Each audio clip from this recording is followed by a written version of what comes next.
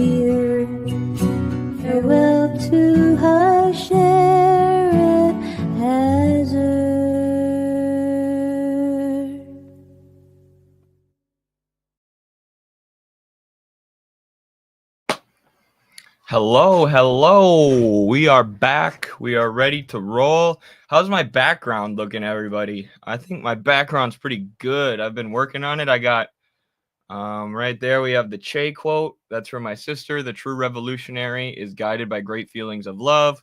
We have the Midwestern Marx glowing sign that I got myself. We have the Red America journals right there next to the Journal of American Socialist Studies. We have a 3D printed Karl Marx. We have the paw print of my beloved dog who passed away last year.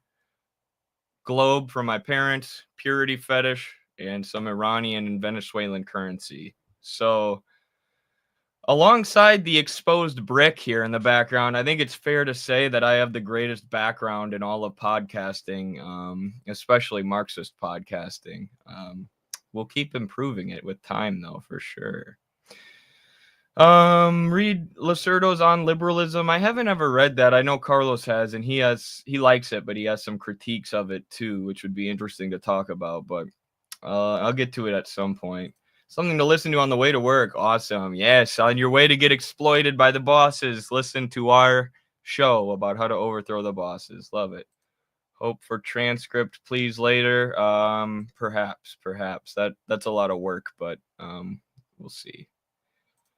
Bad decisions. So many live channels, but I'm here for the best. Awesome. Glad to hear it. Yeah, I think we might have a little bit low viewership today, not to advertise another stream and get you all to run away, but I'm pretty sure that RBN is talking to Ro Khanna today, which I maybe that's not as interesting to other people as it is to me, but Ro Khanna used to be my favorite politician in America when I was a Bernie social democrat. I liked a lot of what he was saying, because he was talking about like infrastructure and developing high-speed Wi-Fi across the country and these things that I hadn't heard other people talking about.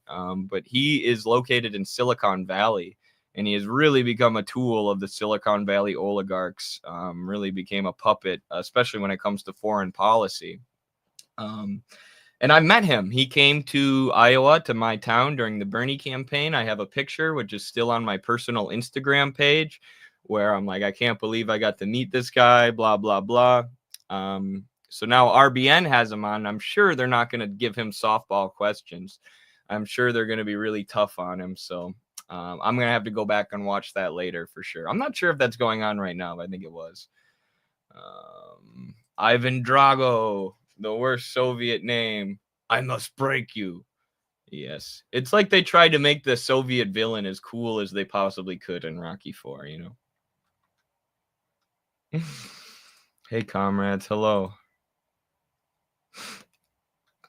His angle in the book, Lacerdo's, I think, is that the idea that the American Revolution was Christian in nature is bullshit, blah, blah, but he cites some pretty compelling primary sources about Western expansion.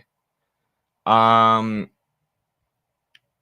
I mean, it's hard to say. The question of America being a Christian nation, like, when you read the founding fathers, it's undeniable, you know, that they were Christian and guided by Christianity. Even Thomas Paine, who was one of the more radical ones, and even though he and others were asserting this revolutionary new principle at the time of separation of church and state, this idea of having a secular government based on reason, despite that, they're constantly quoting the Bible. You know, they're constantly talking about one nation under God and having God guide them, and all these things. So the influence of Christianity was absolutely there, but I distill the revolution down to the class interests more so than I distill it to any kind of, you know, religious reflection of those class interests. You had the American colonists who were being lorded over and taxed and having some of their land controlled by the British aristocracy.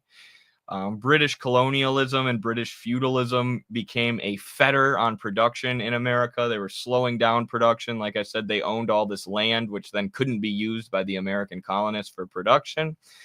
And eventually, those antagonistic interests came to a head with a conflict, with a war, with a revolution that ended British colonialism, ended British feudalism's control in America, and replaced it with the modes of a split mode of production, which would be bourgeois slavery eventually in the American South, and then bourgeois capitalism in the American North, which led to another war because the interests of the slave owners in the South were directly antagonistic at a point with the capitalists in the North.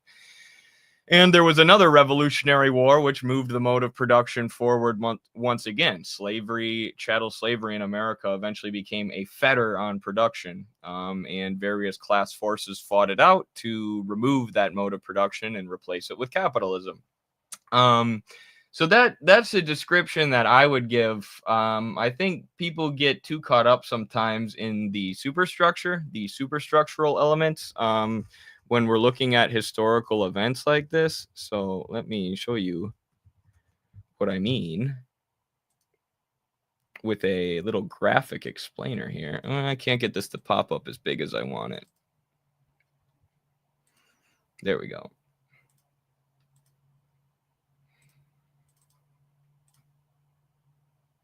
So here's the base and superstructure. This is a very useful explanatory tool for explaining the Marxist method of history to people. So you have the economic base here at the bottom, which shapes and is primary to the ideological superstructure. So the base is primary. This is the main thing that determines what our society is like, how our society moves, how it operates. And it's anything having to do with production, commodities, the relations of production, the different economic classes, what kind of means of production and technology there is in general, the level of productive capacity of society, the division of labor is one that should be on this little visual explainer here. That's not. Division of labor is also part of the base.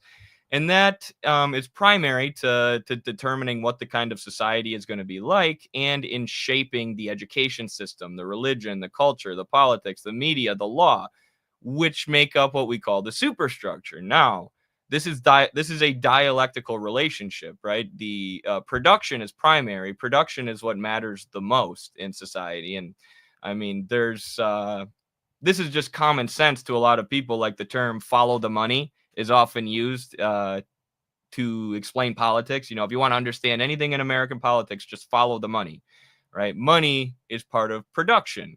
And money is made by, the most money is controlled by the bourgeoisie, those who are on top in the relations of production.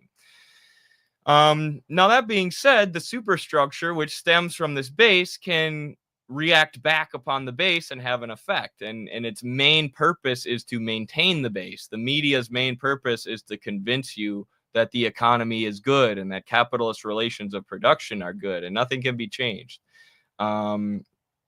The education system is shaped in a similar way, and religion. So we see, all sorts of religious arguments during the American Revolution.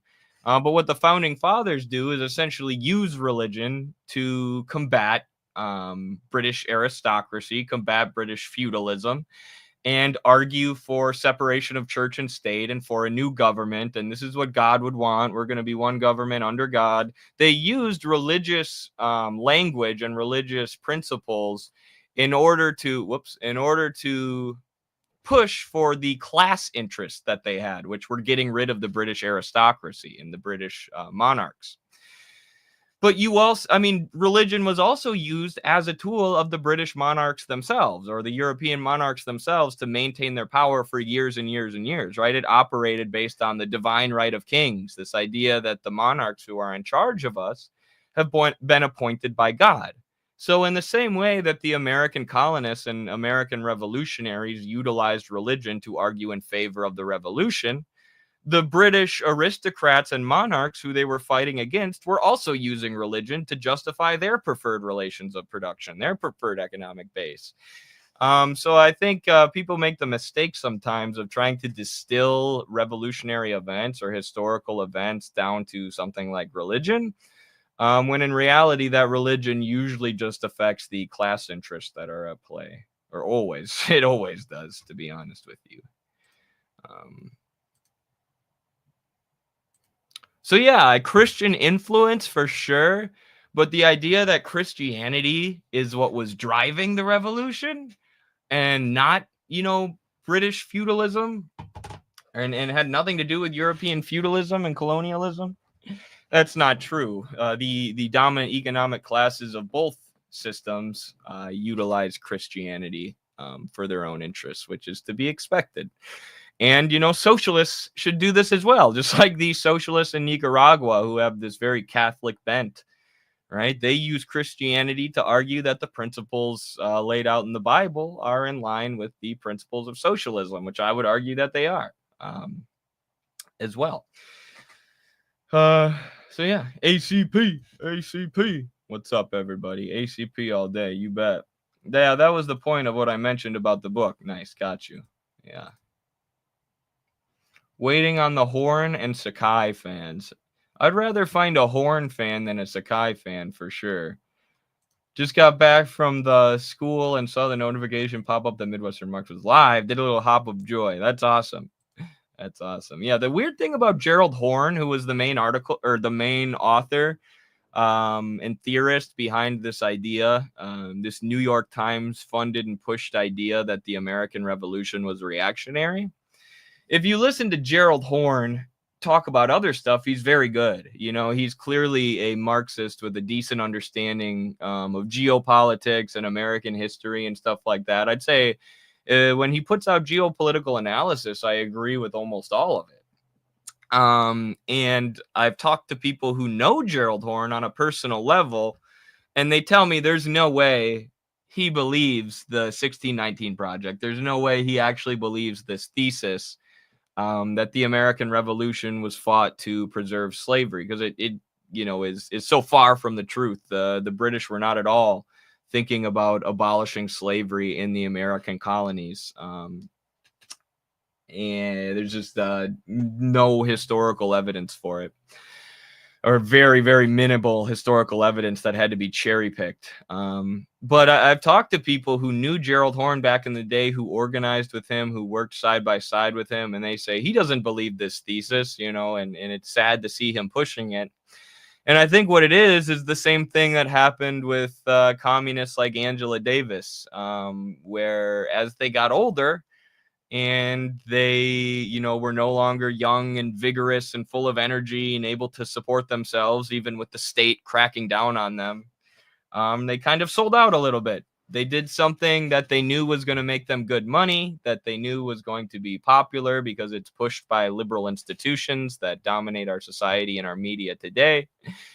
And, you know, on some level, I get it. Like, these people, I wish they didn't. You know, it's easy to call them cowards and traitors. And, you know, in substance, it is a cowardly and traitorous move to sell out like that.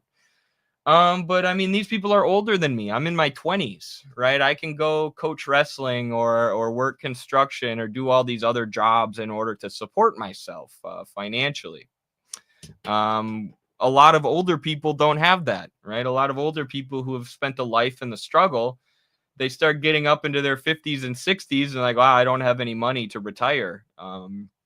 And, you know, that's where I think the temptation to sell out to the Democrats and the liberals really starts to kick in for these older comrades, especially after the USSR fell. It became much easier for them. And that was sort of like a devastating blow to their hopes and confidence.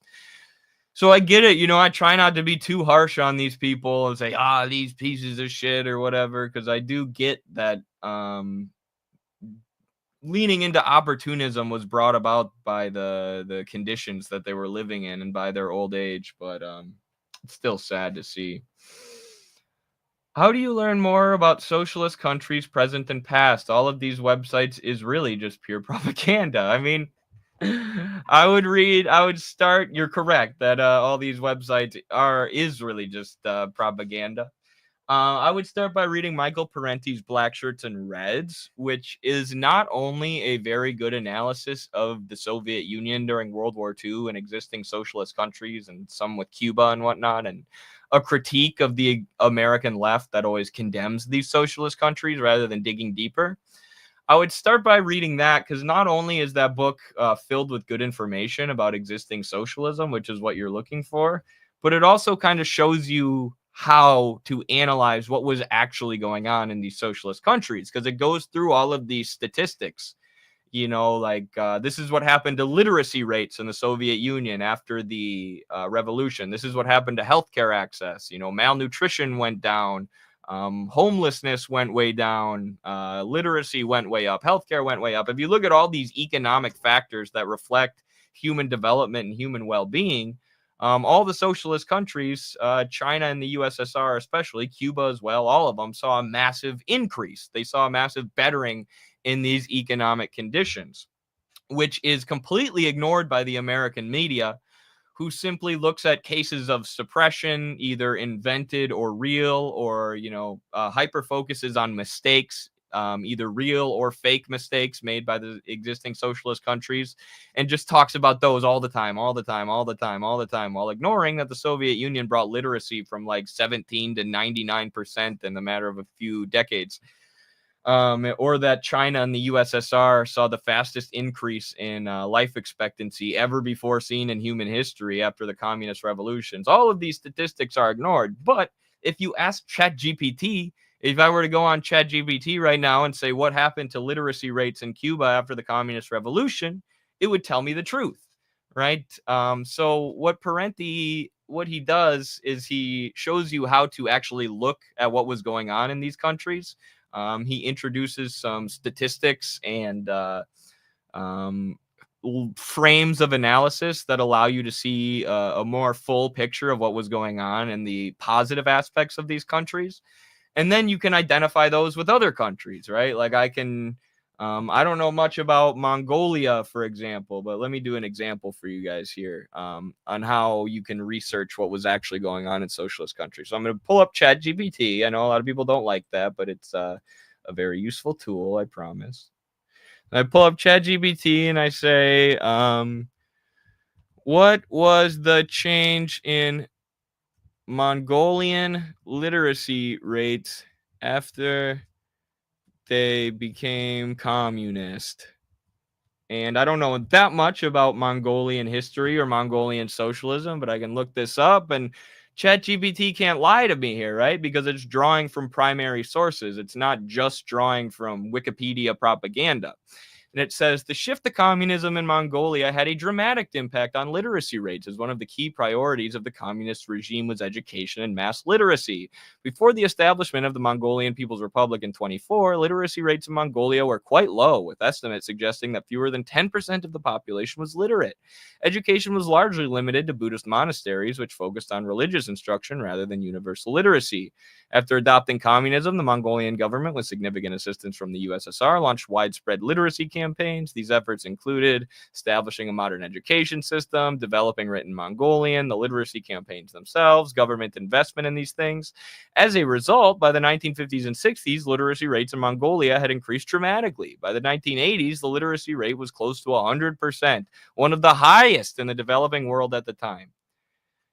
Right? So if you know these statistics about literacy rates and about the economy and about the way that the economy was actually impacting the Mongolian people, you can't deny that this is a positive thing. Who would, other than anarchists who want to abolish school and abolish parents and abolish bedtimes, nobody could deny that building tons of new schools and teaching everyone to read is a good thing.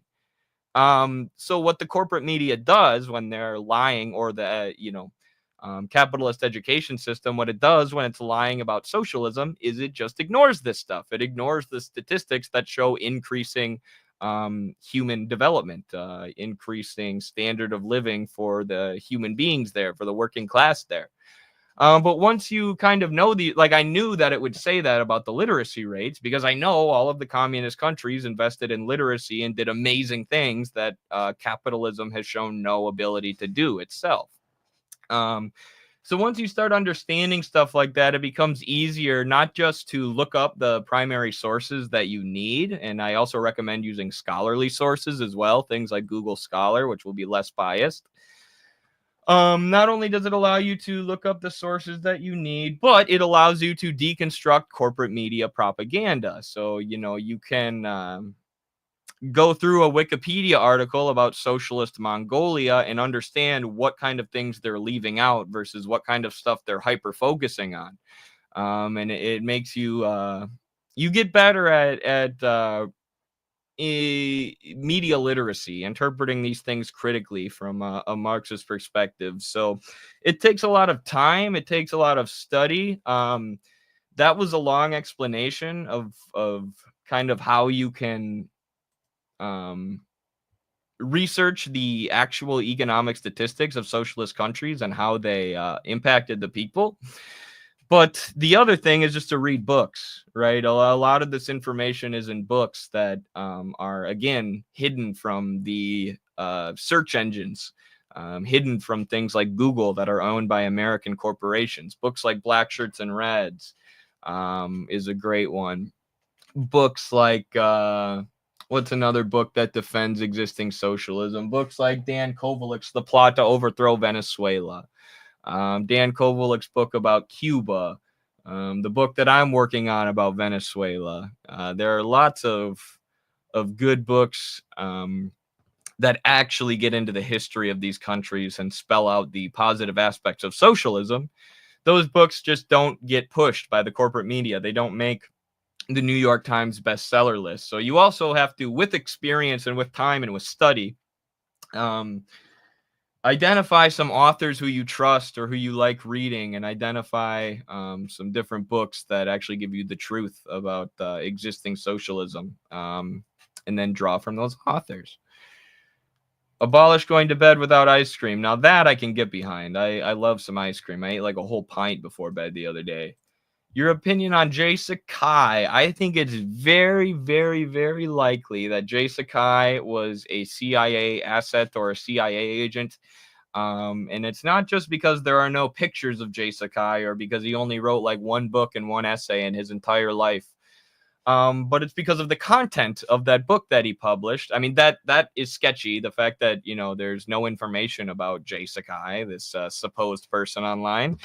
But if I was the CIA, I couldn't think of a better book to publish than Settlers and the Myth of the White Proletariat, which is Jay Sakai's famous book. I could not think of something that would be more useful to the CIA than a book like this, which says that, MLK and all these heroes of American history who wanted to unite black workers with white workers, who wanted to unite America regardless of the different racial and ethnic groups that make up America, who want to unite this country and build socialism out of it, even though we are a melting pot. We're not homogenous when it comes to our ethnicity and race and stuff like that. Despite that, Jay Sakai said all of that is wrong, right? What's actually correct is that there is no white proletariat. There is no white working class. The white people, the white workers, are settlers because their ancestors came from Europe and stole the land from indigenous people who now make up about 2% of the population. And therefore, the vast majority of the population, not vast majority, but the majority of the population, which is white, can't be organized. And the white workers aren't exploited. They're actually privileged. And it's not that all of the different ethnicities and races across America are living under the same capitalist system and under the domination of the same capitalist class. No, all white people are benefiting from that capitalist class in trailer parks and in Appalachia, where they don't have clean running water. These white people are settlers who are benefiting from the system. So there can be no unity by class. There can be no unity between people of different races. Quit focusing on class so much and inject race into every conversation, and understand that, white people can never ally with non-white people. That's the thesis of this book, published by this anonymous guy. Yeah, I mean, is that not sketchy? Is there not a more perfect message from the CIA, or that the CIA would want to inject into the American left, than don't organize regardless of race and ethnicity? Keep yourselves divided by race. Blame white people for everything rather than the capitalist class for everything. And it's not Marxist. It's pure liberalism. This is pure liberalism. Divide everything by race. And this is what a lot of ultras do today. Their Marxism is just liberalism on steroids. They think Marxism is when you take liberal positions like race is primary to class, and then, you threaten to like murder anybody who doesn't agree with that. You threaten violence and revolution against anybody who doesn't agree with you on all these liberal social issues or whatever. That's what a lot of people seem to think that Marxism is. And it's not. If you say that America is not if you say that the history of America is not the product of class struggles, but is in fact the product of exclusively racial struggles, or primarily racial struggles, that's no longer Marxism. That's something different. That's liberalism, or being an ultra. Like I was explaining earlier with the base and superstructure analysis, the main forces, the main motives or motors behind the American Revolution and the American Civil War were class interests and conflicting class interests between two different economic classes or multiple different economic classes, exactly like the Marxist theory of history says. But if you replace those economic classes with just race, that's not Marxism anymore. And that's exactly why I think, the CIA very likely had a hand in the publishing of J. Sakai's Settlers, because it obscures what Marxism actually is, and it injects disunity into the working class or into any potential revolutionary movement, and basically takes this third worldist position of, hey, Americans, you're too racist anyways. America's too evil anyways, which is not a position that Lenin or Stalin or Marx or Engels had, by the way. This is what the third worldist Maoists in America today say.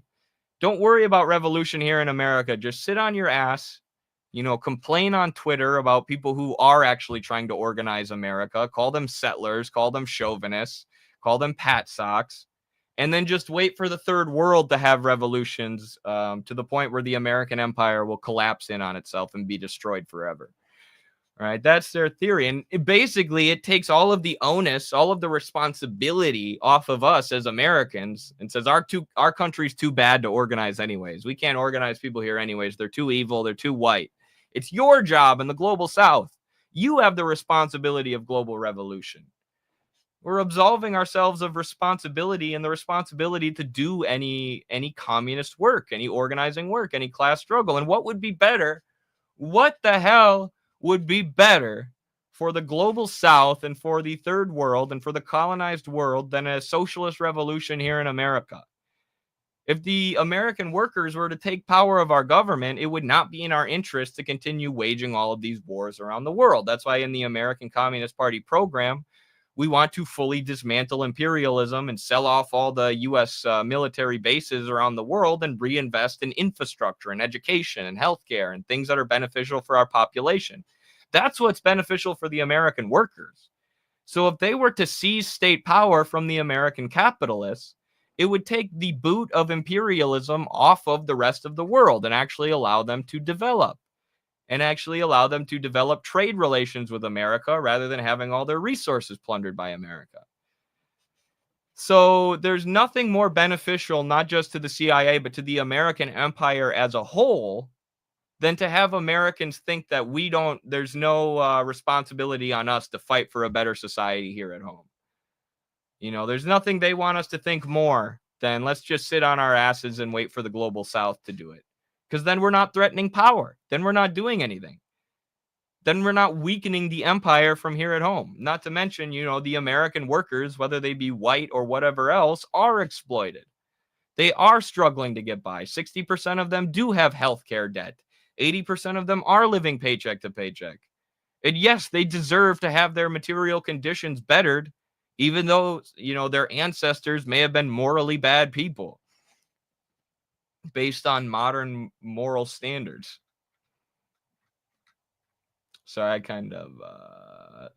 that's divisive. All workers are exploited and should organize and unite. Yes, absolutely. Couldn't agree more. Julie, what's up, Julie?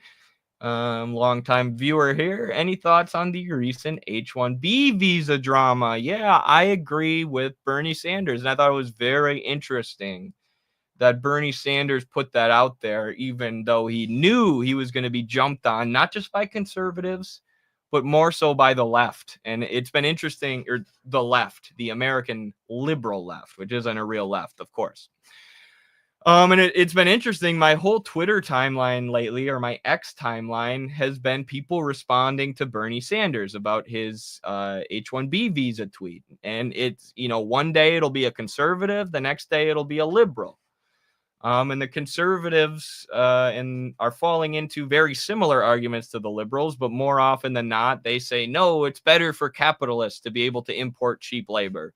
So therefore, we need this. And the liberals take a different stance, of course, a slightly different stance.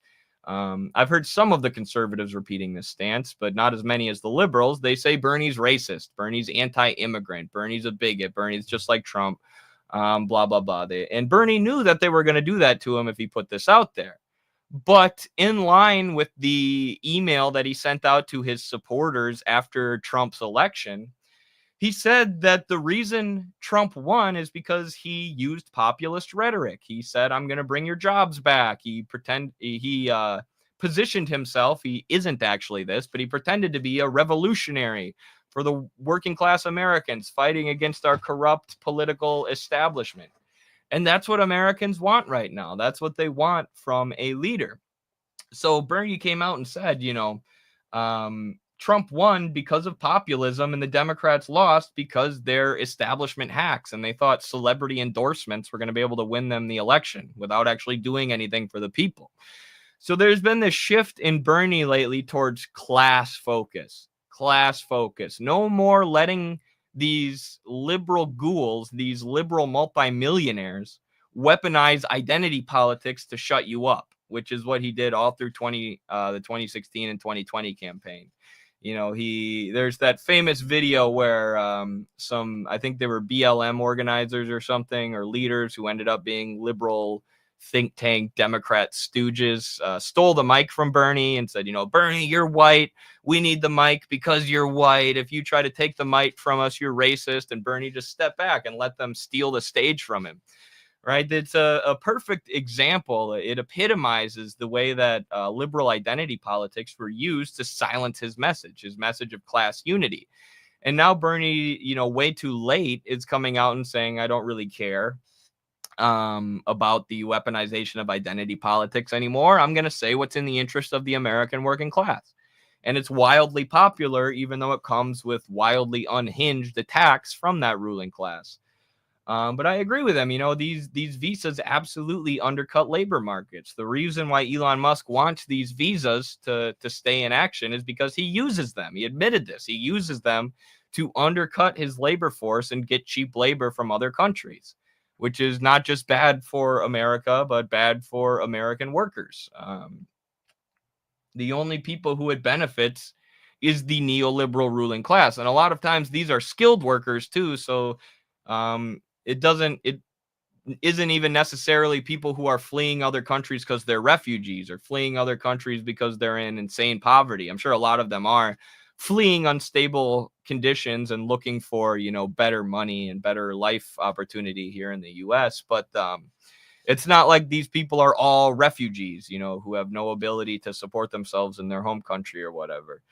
They're skilled workers who are identified by the U.S. ruling class so that they can be brought here, which is, hilarious because this is supposedly what China does. China steals all our skilled workers and our engineers and takes them all from around the world. It's a brain drain. When Elon Musk is openly saying that he wants a brain drain here into America, he's openly arguing that a brain drain towards us is good. So yeah, that's my take on the whole thing. I agree with Bernie. It's great to see Bernie taking a stand against the weaponization of identity politics and stand for the working class, just like he used to when he was running as an independent senator in Vermont. That's how he won. That's how he flipped Vermont from a red state to a state that was voting for an independent socialist year after year. Check out my book review of Bernie Sanders' Outsider in the White House if you want a more in-depth analysis of his time in Vermont and how he was more focused on class issues. But it's great to see, and it's great for us at the ACP. It's amazing for the American Communist Party, right? If Bernie recognizes the truth of the MAGA communism strategy, if Bernie recognizes that a lot of working class people, especially in the Midwest and the South, voted for Trump because of his populist rhetoric, because of his pro-worker, anti-war rhetoric, if Bernie realizes that, that's great for us at the ACP. That's going to wake up a lot of people who are in Bernie's audience and push them towards a political party like ours that's strictly focused on class struggle and anti-imperialism. It's perfect. Bernie might as well be telling people, join the ACP. Big hug from B's A's Argentina. Big hug. Thank you, Franco. Exactly. It's easier to exploit indentured servants, even the more skilled ones. Yeah, exactly. And then they get pulled into these contracts where they're essentially indentured servants. So it's not good for, I said it's not good for America or the American workers. It's not even that good for the immigrant workers because they're being paid less than they should be. Obviously, they're being exploited, but even less than they should be under conditions of exploitation because they're immigrants in precarious situations. And then they sign into these contracts where they can't leave, and they're essentially indentured servants reliant upon the company that they're working for everything. Because if they start pissing off the boss, if these visa workers don't do what Elon Musk wants, he could just take away their visa and get them deported back home. Say they weren't fulfilling their duties as a skilled worker and get them deported.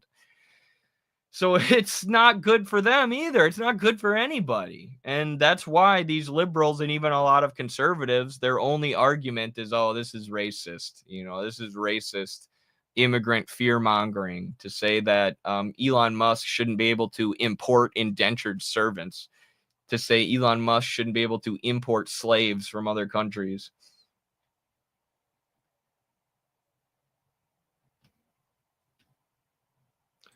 I agree with all of this, but what part of this accounts for the party's vileness towards trans, gay, autistic comrades? Autistic? Brother, we have so many people with autism in the ACP. Maybe I shouldn't even say that. We have a lot of people without autism too, but there are so many autistic communists in America.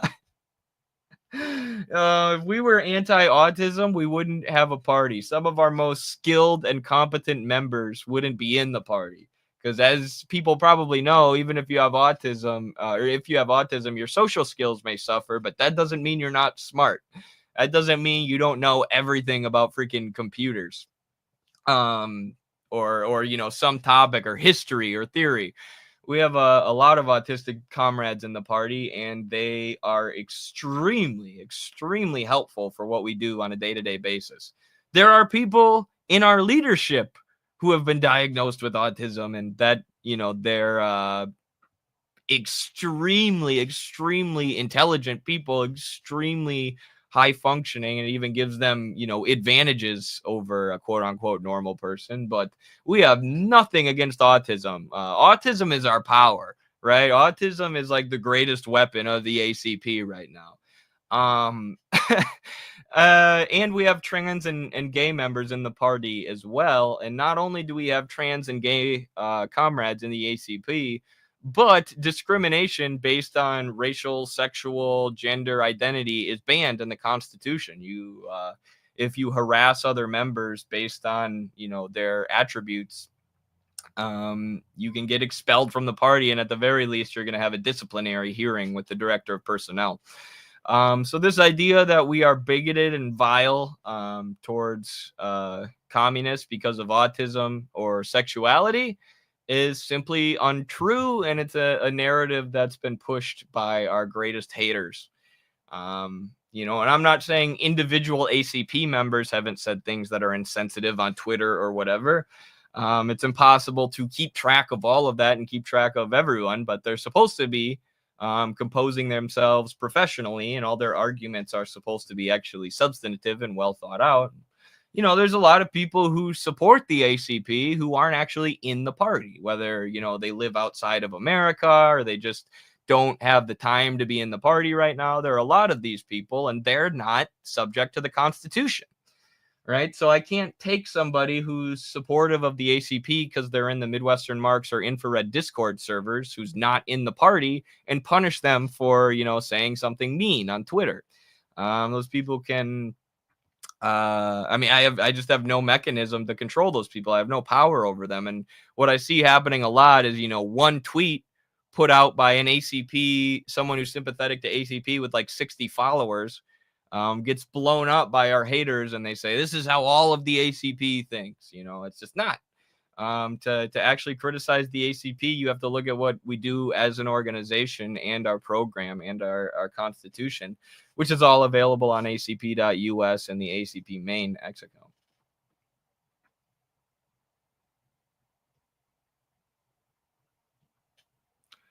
Are you in the Discord? What is the Discord? I can screenshot a million times of people saying the R word. Brother, I promise it's all jokes. And an autistic person or the person who was making jokes about autism or saying the R word or whatever in the Discord was probably autistic themselves.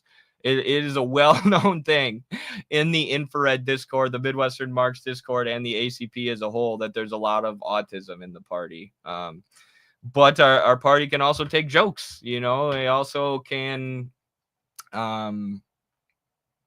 we could joke around, you know. Just because you call someone the R word doesn't mean that you actually hate them, or actually, you know, hate them because of their, you know, learning disability or whatever. I promise you that is not the culture of the ACP. There's, like I said, autism is our power. Do I denounce them? I would have to see what you're talking about. I'm not going to denounce anything before I see it, but yeah, I mean, I denounce targeting anyone or just being unnecessarily a dick to anyone based on them, you know, their sexuality or identity or whatever else. But, and Discord's a crazy place too, you know. Yeah, and Discord's not necessarily public either. It's a Discord server is public, but you're usually talking to people who are also in the same community as you. So that's another thing to keep in mind. People may say things on Discord that they wouldn't say on Twitter, because they're joking around and because they don't expect what they're saying to be, you know, shared publicly or have their feet held to the fire on whatever they said in Discord. Now they should, you know, they should be more professional. But like I said, a lot of these people aren't ACP anyways, and the leadership, frankly, has better things to do than monitor the Discord account of every single ACP member to make sure that they're never saying the R word. I'm literally autistic, says, yeah, exactly. I mean, you and a lot of other people. What's up, Virginia Communist Party? Non-autistic people can't take a joke, I guess. Based autistic communism. Don't you know? According to RFK, we all have autism.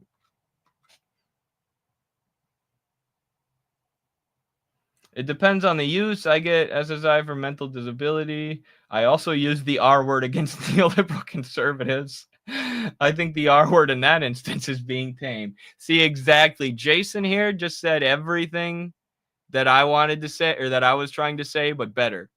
You know, I have a mental disability, and I use the R word against evil people because it's funny, and there's much worse things I could be calling them.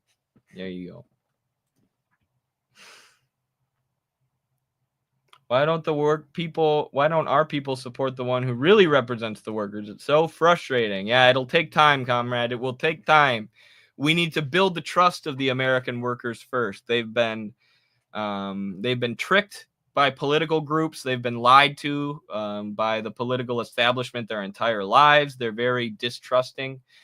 And they've also been brainwashed against communism. But because they're so distrusting of the American media, that gives us an opportunity to say, hey, you know how the media lies about everything? So if they lie about everything, why do you think they're telling you the truth about communism? Right? It opens an opportunity. This crisis of legitimacy that the ruling class is suffering offers us an opportunity to get the working class to trust us. So it's going to take time, though. Everything takes time. You know, right now, America is very anti-communist, or in the past, it's been a very anti-communist country. And with time, that can dialectically transform into its opposite. America can go from an anti-communist country to a pro-communist country. But that kind of change, that kind of dialectical transformation, that dialectical inversion, I should say, the transformation of one thing into its opposite, takes time, and it takes struggle. It takes labor. And that's our labor with the ACP, our labor with Midwestern Marx, the Infrared Collective. And if you would like to get to work, helping us to do this and helping to speed up that process, check out acp.us. We could really use you. I'm literally Asperger's. Yes, exactly. Pumfies altogether.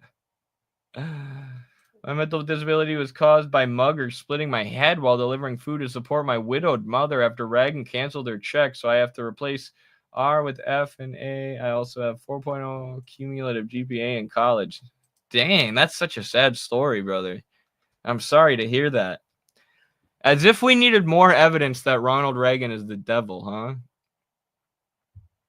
I'm glad you're still with us today, though.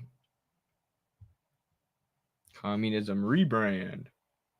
I guess I'm old school and believe you should speak how you act, and acting like that is what weak people do. And I believe very similar things. I believe you should speak how you act, and I try to speak on the internet in a way, and this is what I was taught, growing up. We had to do social media training for wrestling to make sure that we didn't say anything stupid online that got us in trouble. I was taught you should imagine you're speaking face to face with someone anytime you're posting on social media, and that's what I try to do. But not everybody does that, and the thing about the ACP, the thing about the modern generation is it's very online, right? These kids have grown up with Discord and Facebook Messenger and all these different things that I didn't have until I was in high school. I grew up, for the most part, in a world without these things. And then once my brain was a little bit more developed, is when they came out. But kids today are growing up in a very online world, where a lot of their interactions and communication are mediated by the internet and are mediated by social media profiles, which is what we've called prophilicity. And one of the great things about the ACP is it's taking these young kids who are interested in communism and getting them involved in their communities, getting them interacting with people in the real world, getting them, building that connection between not just other members of the ACP, but other members of their community in person, in real life, off of the internet. So the members of the ACP who are maybe a little bit more edgy and whatever online, what the party's work is going to do is bring them offline and into the real world and help them to develop some of the social skills that they need. So keep that in mind too, that there's a lot of young people who are growing up only online, and they will develop and learn better social skills with time, also because of the work that they're doing with the party. Certain disabilities do not reduce intellect or create certain advantages, actually. Yeah, like I'm diagnosed with ADD. Everybody in America has ADD. Just, I don't know how much I believe that it's a real thing, but it is, in a way, it's like my superpower, right? Because, yeah, my brain goes all over the place, but that's how I come up with my best ideas, right? I'll be driving to go on a date with a girl, and all of a sudden I'll have some amazing idea about China. Not to pat myself on the back and say my ideas are amazing, but I'll have some, good idea for a video about China. So the fact that my ADD brain jumps around everywhere is like my greatest superpower. And I also have this ability to hyper focus when I'm interested in something and, read 80 pages of the Federalist Papers in a day. Now I can't, I have trouble making myself make my bed and do the dishes. But that hyper focus is also my strength. I'm still with y'all. Just was curious. Yeah, no, fair questions, man. Appreciate you engaging. I think we need to reverse Kirsten Sinema's infiltrators that obtain elected positions across the nation. Yeah, Kirsten Sinema is something else. She's like the epitome of liberal condescension. Do you know Peter Joseph? If yet, what do you think about his ideas and his activist work? I don't really know Peter Joseph. He's a filmmaker. He's the Zeitgeist guy. Yeah, I mean, that his movie Zeitgeist is like very close to dialectical materialism. It's one of those things where somebody like comes to a lot of the same conclusions that Marx did by looking around us and looking at capitalism, in a less thorough and less systematic way.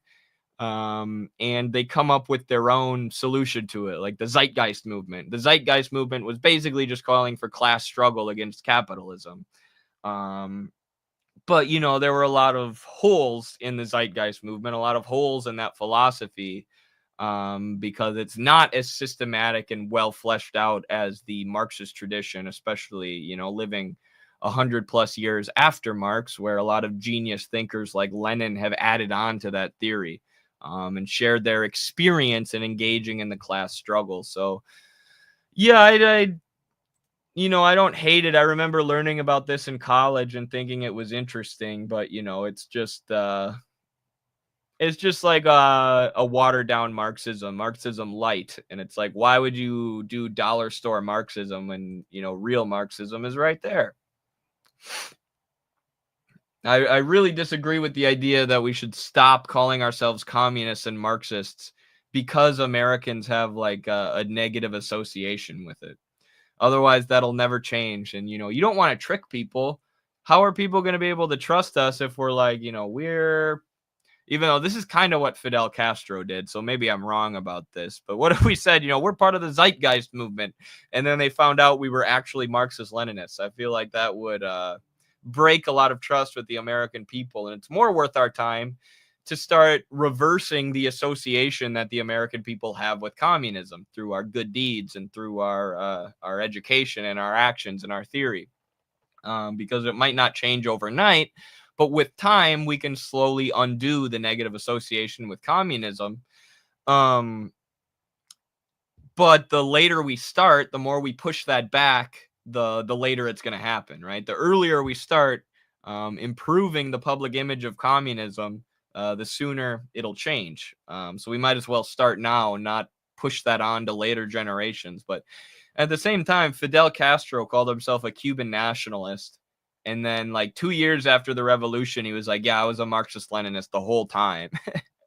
And people were like, based, we don't care. We love you, Fidel. So maybe I'm wrong. Caleb Maupin's innovationism should be critiqued. Yeah, like that. That's basically what an example of what I wouldn't want to do, right? Say we're zeitgeistists or we're innovationists. Because Marxism-Leninism has a negative association. But in the case of Caleb, that happens because he feels isolated on the left, right? I mean, not to get too deep into this, I don't want to spend too much time talking about Caleb, but, for a while, he was sort of on his own. He was like the only Marxist-Leninist voice on YouTube who was giving... I didn't understand that. Oops. I had Siri on that whole time on my Apple Watch. Maybe that's Caleb listening to me. What was I freaking saying? Forever he was like, I listened to Caleb's show for a long time because he was like the only Marxist-Leninist YouTuber out there. It was the only place where I could get YouTube analysis that matched up with what I was reading, right? Whereas I felt like Philosophy Tube and Vaush and ContraPoints and these others, I'm like, these guys haven't spent a lot of time actually reading the classics of Marx, whereas I felt like Caleb had. But because of his ego and his inability to put the organization first above his own personal interests or desires, when more Marxist-Leninist voices emerged, when the Infrared Collective and the Midwestern Marx Institute emerged, doing a similar thing to Caleb, giving online Marxist-Leninist analysis and education to people, rather than joining with us, rather than being able to unify with us, he became even more isolated because a lot of people just started watching us, and then he had his big scandal where we saw his failures and his inability to run an organization on the ground. So now, even though there are more Marxist-Leninists doing what he had been doing, admittedly, before we were, although we do it better, obviously, way better, rather than no longer being alone, no longer being isolated, he became more isolated and had a lot of his audience go to other commentators. So I think that's the real reason that he's now calling himself an innovationist instead of a Marxist-Leninist, because he realizes that the Marxist-Leninist market is already occupied, and it's occupied by people who can't work with him because we have a real on-the-ground organization, and he clearly can't work within one of those. So yeah, that's what I think is going on there. But I disagree with it. We have to like I said, work on improving the image of Marxism-Leninism in the United States. They will know us by our works, absolutely. Eddie Liger may be considered a founding father of communist America. Yeah, baby. I'm America's founding father. Let's go. I have My name tag today is supposed to say Founding Father. I don't know where it is or why it's not popping up.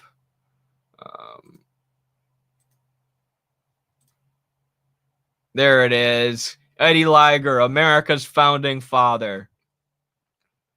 You're welcome, America. It was hard, but and sometimes I regret creating you, but you're welcome. Just kidding. Greatest country on earth, am I right? Yeah, sometimes I get a little ultra. Sometimes I'm like, maybe the ultras are right and America was a mistake. But then I take a deep breath and I remember the positive aspect of America and those who fought against American imperialism. MLK, the Union soldiers, Abraham Lincoln, even George Washington and the founding fathers, Thomas Paine. I think about the positive side of America. And I think it wasn't a mistake. We just have to fix it with communism. America is an apocalypse. We must love our people through the hell. Exactly. Yeah, that's what the struggle is. You know, when a working class person tells you that communism is evil and America's communist, you have to not say this stupid country and the stupid people in it. You have to think it's okay that you think that about communism because you've been lied to by the media and the education system your entire life. And now I'm going to introduce you to what communism actually is. That's the attitude. W.B. Du Bois, exactly, Golden Parenti. Nothing positive. It was a total mistake. You don't think anything positive has ever come out of the United States? Not even our role in defeating the Nazis? Not even the idea of separation of church and state? Not even the civil rights movement, which said that you can have a country that has different races and different ethnicities that can unite as one country? You don't think any of these things are positive? I disagree. Nope. All right. That's what you think. Soviets defeated the Nazis for us, LOL. Very true. Very true. Hey. D-Day, though. D-Day, right? Dude, when I was growing up, because of movies like Saving Private Ryan, I thought D-Day was like the only, World War II battle that existed. It's like, yep, they were going to win. The UK was fighting against the Germans. There was no Russia involved at all. And then D-Day happened and the US came in and saved the day. And then they defeated Hitler. And then you learn that the Battle of Stalingrad was actually the main pivotal moment in the war, and that 80% of German casualties were dealt by the Russians, who suffered 27 million casualties of their own. And you say, I don't know if D-Day was actually the pivotal battle that I've been told it is. Band of Brothers is pretty badass, though. I've heard that that's a good movie. My friend was telling me about it in the past. Propaganda. You guys, it's interesting how much propaganda is pushed through entertainment media. There's so much propaganda pushed through movies and television shows, and it's not just the regular news stream or regular news media. Will ACP ever work with PVDA here in Belgium? They're growing every year because they're the voice of the youth here, and they have the most successful workers' union in the whole country. Yeah, for sure. We'll work with any international parties who are, in line with us ideologically and want to develop relations. Maybe I can ask. That's in the department of our international secretary, Chris Halali, not in my department. Oops, I almost closed out of the stream there. So I can ask him for you, but yeah. So I'm not sure at the moment. God bless the new founding fathers in the ACP. Absolutely. I like the reference to the Purge movies too. One sec.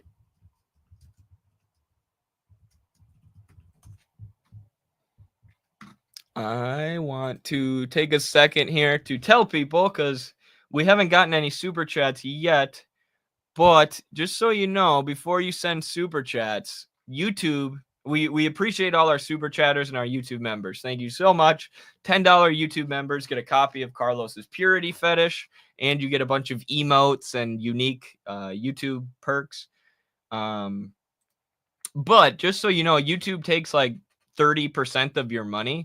Whereas patreon.com/MidwesternMarks takes like 5 or 10% of your money. So the number one most efficient way to support Midwestern Marks financially is patreon.com.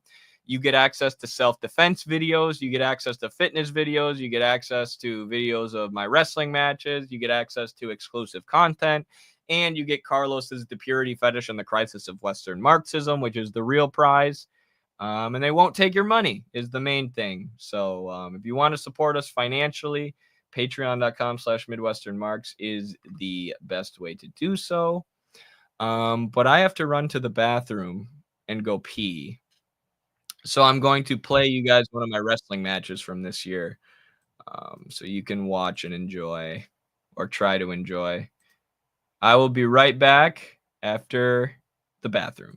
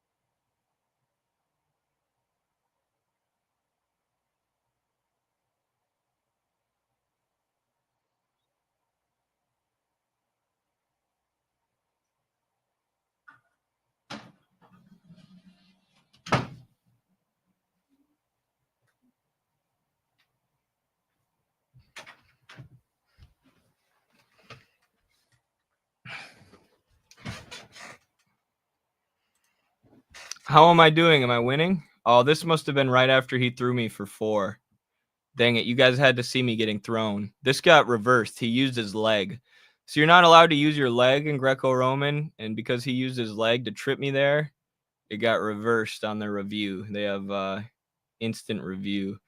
This guy, this is probably one of the better wins I've ever had in my career. This guy got like 3rd at the US Open one year, I believe, which is it's nationals, basically, the national tournament for Greco-Roman wrestling. I knew that he would come out really hard, and I knew that he had that good throw, but that if I could get him tired, I was going to win. I need to use my legs here more. I need to pull more. Pull. There you go, Eddie. But yeah, this is one of the better wins that I've had. I was so absolutely shredded, not to toot my own horn here, but it's just the reality that I was at like 5% body fat or under at this weight. I look like a robot. I was about 25 pounds lighter there than what I weigh normally, or what I weigh right now. Yeah.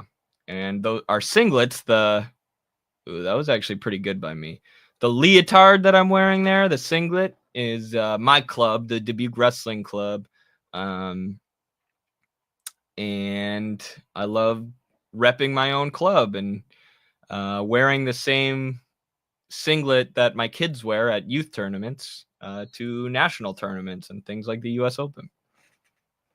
This is actually a kind of boring match. I just I got on top here, which is my best position. In Greco, I'm usually pretty good. It depends. Some people are really good at defense, but I'm usually pretty good at getting this gut wrench here. Let's see how long they let me work. I think I got at least one. No, I guess not. Yeah, some people have good defense, like I said. So Greco's a lot about just moving them, trying to use your opponent's momentum against them. See, he keeps grabbing onto my hip there, which is okay. But I knew that like his arm was going to be worn out if I just kept blocking it. And I wasn't using much energy there. Well, he was using a lot of arm energy to try and drag me in. So you kind of want to use your full body when you wrestle Greco, because if you just flex your arms and try to use just your arms, you get tired really fast. But if the other person is using arms and you're moving your body, you get them real exhausted. So I could feel him start breathing heavy here. I'm up by 4. He needs big points to win, so I'm kind of just letting him come to me. Continuing to look for easy, low-risk attacks that won't put me in any kind of dangerous position. Just wearing him out.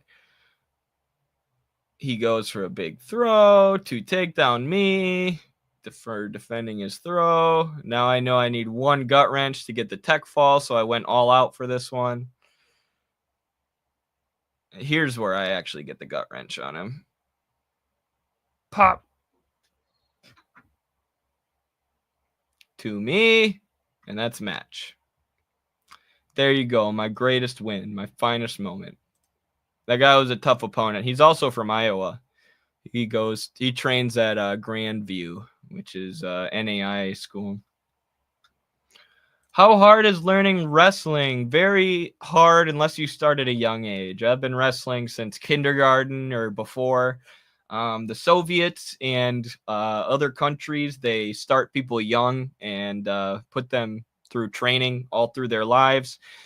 If you do it like that, it's easy. Like for me, wrestling, I could close my eyes and wrestle. You know, it's just like it's muscle memory. But the earlier you start developing that muscle memory, the better. It's very, very, very, very difficult to learn as an adult.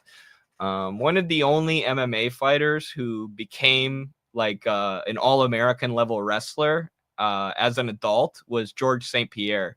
George St. Pierre probably could have made the Canadian Olympic team when he was competing, even though he was a karate guy who didn't learn wrestling till he got into MMA as an adult. So unless you're an insane athlete like GSP, it's very hard to learn wrestling as an adult. But if you learn it from when you're little, it's easy because it just gets beat into your head. That's why I like coaching youth, because I can build up the athletes from a very young age. I can put the muscle memory that I know they're going to need as adults or in college into their brains when they're like 4 years old. That doesn't mean pushing them really hard. We have a ton of fun. They're kids. We want them to love the sport, but it just helps to start developing that muscle memory at a young age. It's actually necessary if you want to be like in the Olympics. Man, I was sparring a friend last Saturday, and it hit me how out of shape I was. I haven't been able to go to the gym because I have to study all day. That sucks, man. It's crazy how fast you get out of shape, especially with combat sports and wrestling. Like you can run every single day, and you go in there to wrestle, you're still gonna get tired really fast. Because nothing compares to wrestling. Yeah, just nothing like it.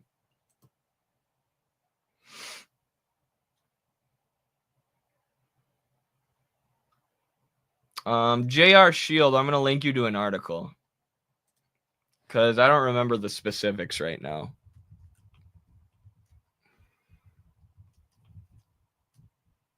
I'm going to link you to an article that answers all the questions you just asked me. This is Marius Trotter, published with Midwestern Marx, the greatest outlet in human history. A critique of Gerald Horne's The Counter-Revolution of 1776, a case study of the U.S. left's retreat from materialist history by Marius Trotter. This shows how Gerald Horne had to fabricate or lie about sources in order to push this thesis.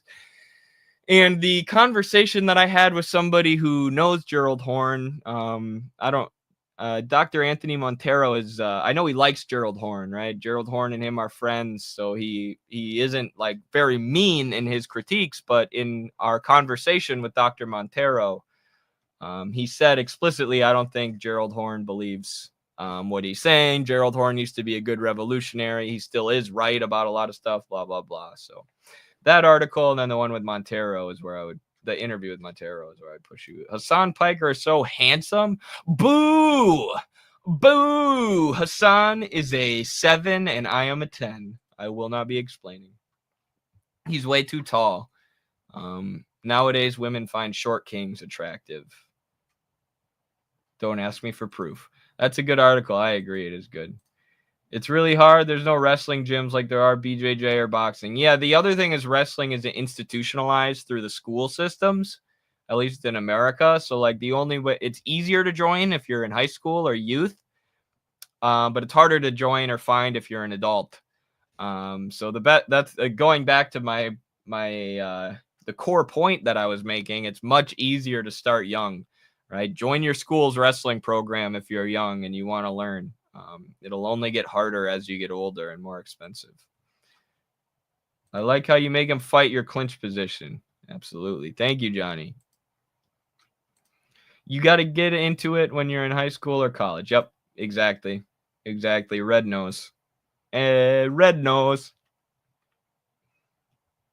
Isn't GSP the guy who played Batroc in that one Captain America movie? He did. He did, actually. Boo. Eddie over Hassan. Let's go. Sports recs for old people. My number one recommendation. Well, if you're going to do like combat sports, if you want to do like, self-defense, anything, Kung Fu is like very meditative. It's more about like finding balance and inner peace than it is about actual self-defense. So you could do something like Kung Fu. Tai Chi is even more so in that direction. It's like as much of a dance as it is a fight. So you can also do cardio kickboxing. They do these, awesome classes for old people where they hit the punching bags and stuff like that. It's always fun to watch all these, 70-year-olds hitting the bag. Oh, I freaking love it. You can do jiu-jitsu too, but I would recommend pickleball if like your knees don't work. I see so many old people in my town play pickleball, and I love the sport. It's very fun, but you don't have to move that much. I mean, you move a lot, but you don't have to like run. It's very easy on your knees, so you get a great sweat just by playing pickleball without even having to like put that much wear and tear on your body. The other thing I would recommend is using an elliptical, especially if you have bad knees. And I put this in the ACP fitness plan. If you have bad knees, you don't have to buy one, but at the gym, use the stationary bike and the elliptical, because you can get a really good cardio workout in, burn all of these calories without putting wear and tear again on the cartilage and ligaments in your knees, which are oftentimes the first to start breaking down on the human body. So I am 55. I deadlift 565 pounds and bench press 315 for 3 reps last Wednesday. Oh my God. Are you on TRT? Those are some good numbers, especially at 55. Holy cow. I deadlifted the other day. My legs are still sore. I didn't even think I worked out that hard, and all of a sudden I got home and I could barely walk. I'm like, oh, I guess I did do deadlifts, straight leg deadlifts, squats, Roman curls, leg extensions, and lunges. Anytime you do squats and deadlifts in the same day, your legs are going to be cooked, especially if you add straight leg deadlifts. The number one way to get yourself sore, ladies and gentlemen, to get your legs sore is to do straight leg deadlifts, because not only are they a good lift, but they're in a position that your body isn't usually used to being in. So it one sec. So it just makes you more sore. So this is the straight leg or one leg deadlift, single leg deadlift, I guess I should call it. Right there. That's how you make yourself sore. And then you go up 5 pounds whenever you can. Go up 5 pounds with every lift or whatever. I did heavy, like 55 pound straight leg deadlifts the other day for 4 sets, 10 reps each leg, each set. Woo! The backs of my legs were cooked. And it's because your leg's not, it stretches this leg out and forces you to use the muscles in the back of your leg that you don't normally use. And that's how you build power and muscle in the backs of your legs. And it helps build flexibility and back strength. So all that's on the ACP fitness plan, which you can have access to by joining ACP US. I plan to compete again. Knee issues are caused by imbalanced hips and knees. No, I am not on TRT. Dang. Well, let us know when you compete. I would love to see that. Yes, bad form is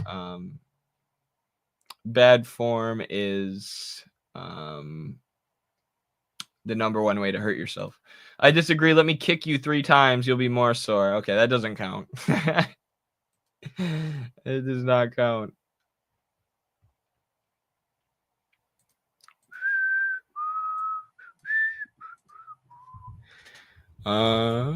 So we haven't even talked that much about the founding fathers. Even though that's what we were supposed to talk about today. I don't know. There's a lot to say about this book, The Federalist Papers. One of the more interesting things is Hamilton lays out how commerce, essentially capitalism, the bourgeoisie, can drag a country into endless wars, senseless wars, every bit as much as monarchs can, as kings and queens can. Which I thought was very interesting and very prescient, because that's what basically ended up happening in the United States. But the founding fathers were Satanists and Freemasons. No, I don't think they were all Satan. Interesting to look into, though. Let's look at this video that I did, though. I wanted to cover this because everybody loves shitting on Elon Musk. Have you got Christian Parenti's Hamilton? No, I haven't. I just ordered it because I want to read it now that I read the Federalist Papers. But yeah, I'm very interested to see the arguments that Parenti makes. I talked to him about it when he was on our show. But yeah, I haven't read it yet. How is this getting no views? What's going on here? My TikToks have been blowing up in views lately. And now I do this one about Elon. It gets no views. What the heck? This is a good one.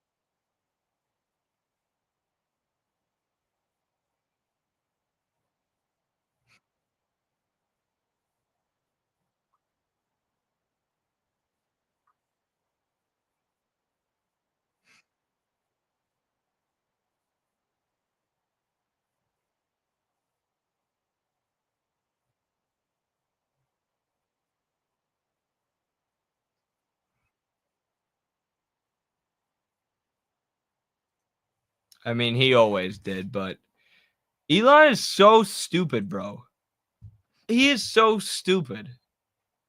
Like, he's this leader of the Department of Government Efficiency. He's and he's like mind blown that the US would be funding the Taliban. Like, bro, if you're going to cut government spending, How do you not know about the billions of government dollars that were funneled to the Mujahideen that created this situation in Afghanistan?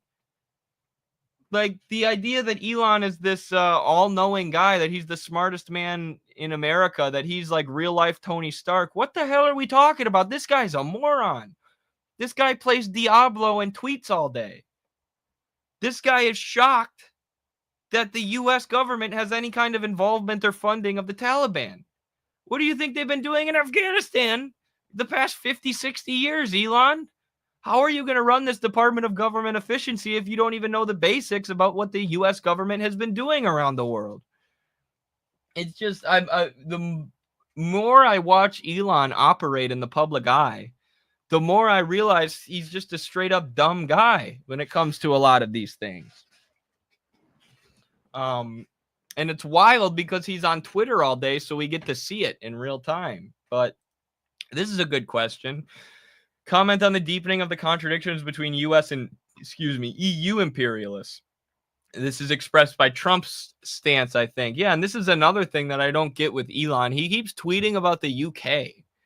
He keeps tweeting that he basically wants to overthrow the UK's government, and they're weak and they're not as strong as America. And I don't know what's going on here. I don't know why. I don't know what this stance is about. I know it probably has something to do with NATO and the fact that Trump feels like the EU isn't paying enough into NATO, or that the US is, the only one funding NATO and keeping it operative, which is largely true, but it's also the US that controls NATO and gets to decide what it does.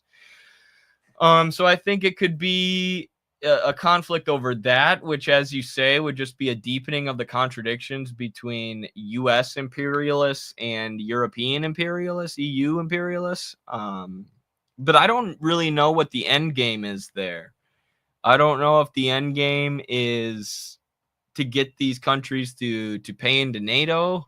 I don't know if Elon's saying that he wants the European countries to be fully colonized instead of only partially colonized, or what. But it's very interesting to see. Elon is criticizing the UK for being weak on immigration to fix his image after the H1B visas. That could be true as well. Yeah, I mean, I'm sure that is true. I'm sure that is absolutely true, especially since Elon is such a vain person. Elon is so obsessed with his own public image. There's no doubt in my mind that that is also part of it. Alex McKay brought that up on his show. Nice. The Marx Engels Lenin Institute is the name of his channel. I would check them out. The R word again. Yes. So yeah, it's very interesting to see. But I want to do a short segment here, a segment like what I haven't done in a while. Some of our most popular videos here on the channel are reacting to history videos, bad YouTube history videos. And we know the Kings and Generals YouTube history account that we covered a while back was actually having their scripts written for them by the National Endowment for Democracy, the NED, which is a private version of the CIA. An employee of theirs named Turgut Gambar was writing their script. So a lot of these YouTube history channels with this high production value and, very high level animation, or simple, but high level and what would be expensive to produce animation. A lot of these channels are funded, influenced, or straight up controlled by the American government, by the national security state, or by arms of U.S. imperialism, like the NED. So some of our most popular videos are breaking down these history videos and explaining why they're wrong, and I wanted to get back to it a little bit. So this is one on Did NATO Betray Russia by Alternative History Hub, which is supposed to give alternative history, I guess. A lot of times they just end up repeating very mainstream history, but let's check this out. I'm going to go grab my coffee from the kitchen as the first part of this video plays, but then I will be back very soon to give my analysis. Except now I can't get it to load, of course. Great.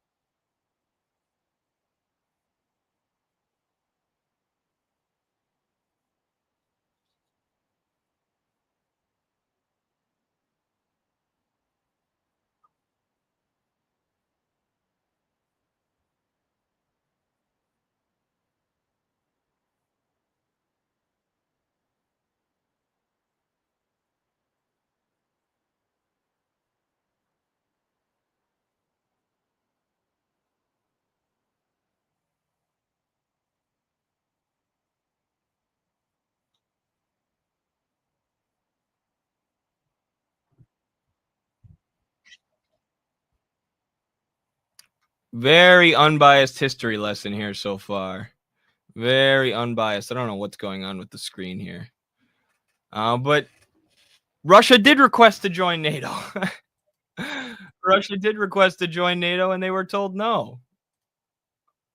And not only that, but after they were denied, or even before they were denied, I think, NATO promised Russia that they would stop expanding towards Russia's borders. And this isn't written on paper.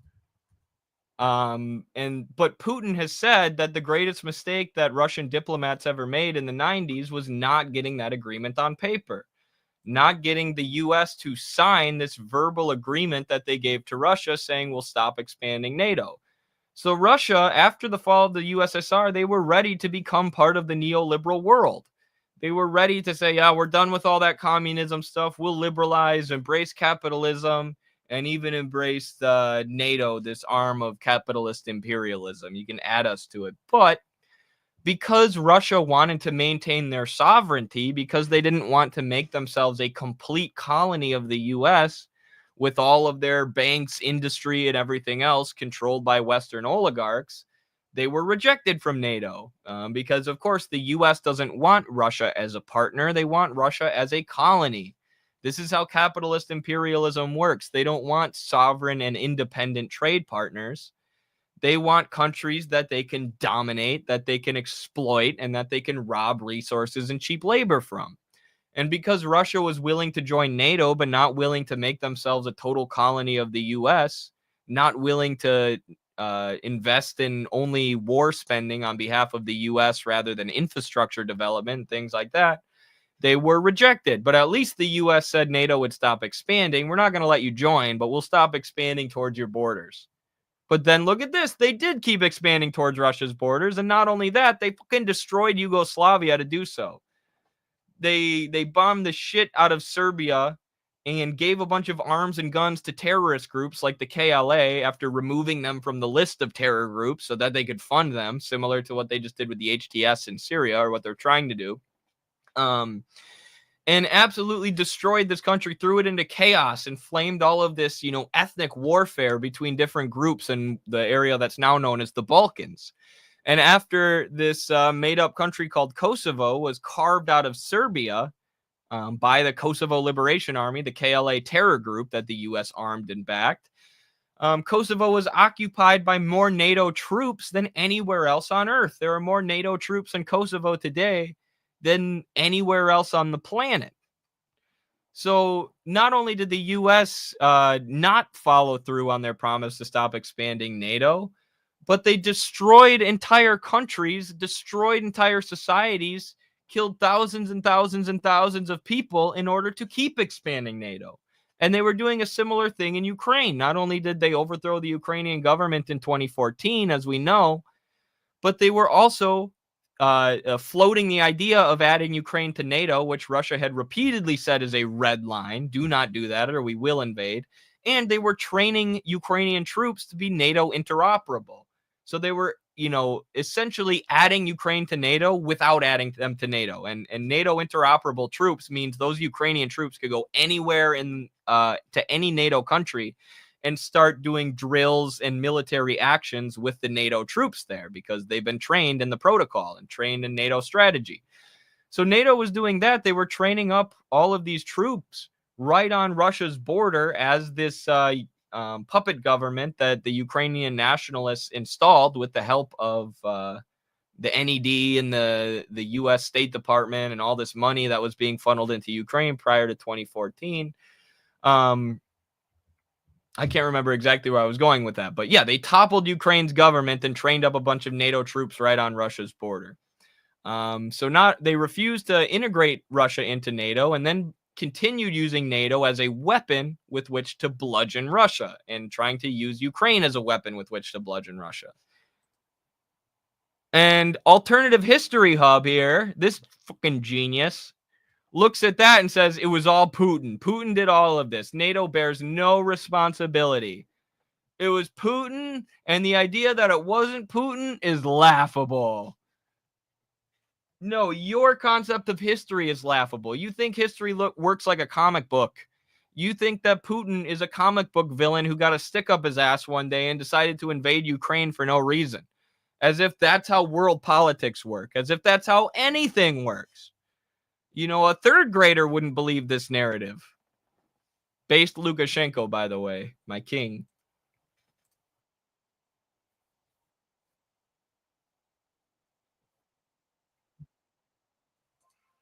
It's even worse than Iraq, huh?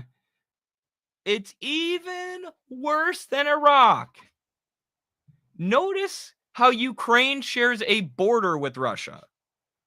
Ukraine and Russia share a border. So when Russia says that it's against our national security interests for NATO to be training up troops right on our border, that's a legitimate argument, right? That's a fair argument. Iraq is thousands and thousands and thousands of miles away from the United States and wasn't even involved with the 9/11 terror attacks at all. So how do we have more of a justification for destroying the country of Iraq, which had nothing to do with American national security and was based on this lie that they had weapons of mass destruction? How are we more justified in doing that than Russia is in invading Ukraine, where their government was cooed by the US, who was training up a bunch of enemy troops who despise Russia right on their borders? I mean, imagine if Russia overthrew the Canadian government and started training Russian troops right on the US border. Yes, that would give us more justification to invade than George Bush had for Iraq. How it's like they always have to push the stupidity. They can't just do stupid propaganda. They have to say something like that the war in Iraq was more justified than the war in Ukraine.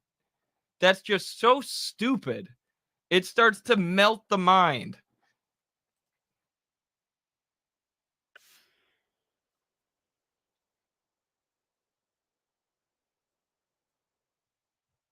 There's no sound? Oh, geez.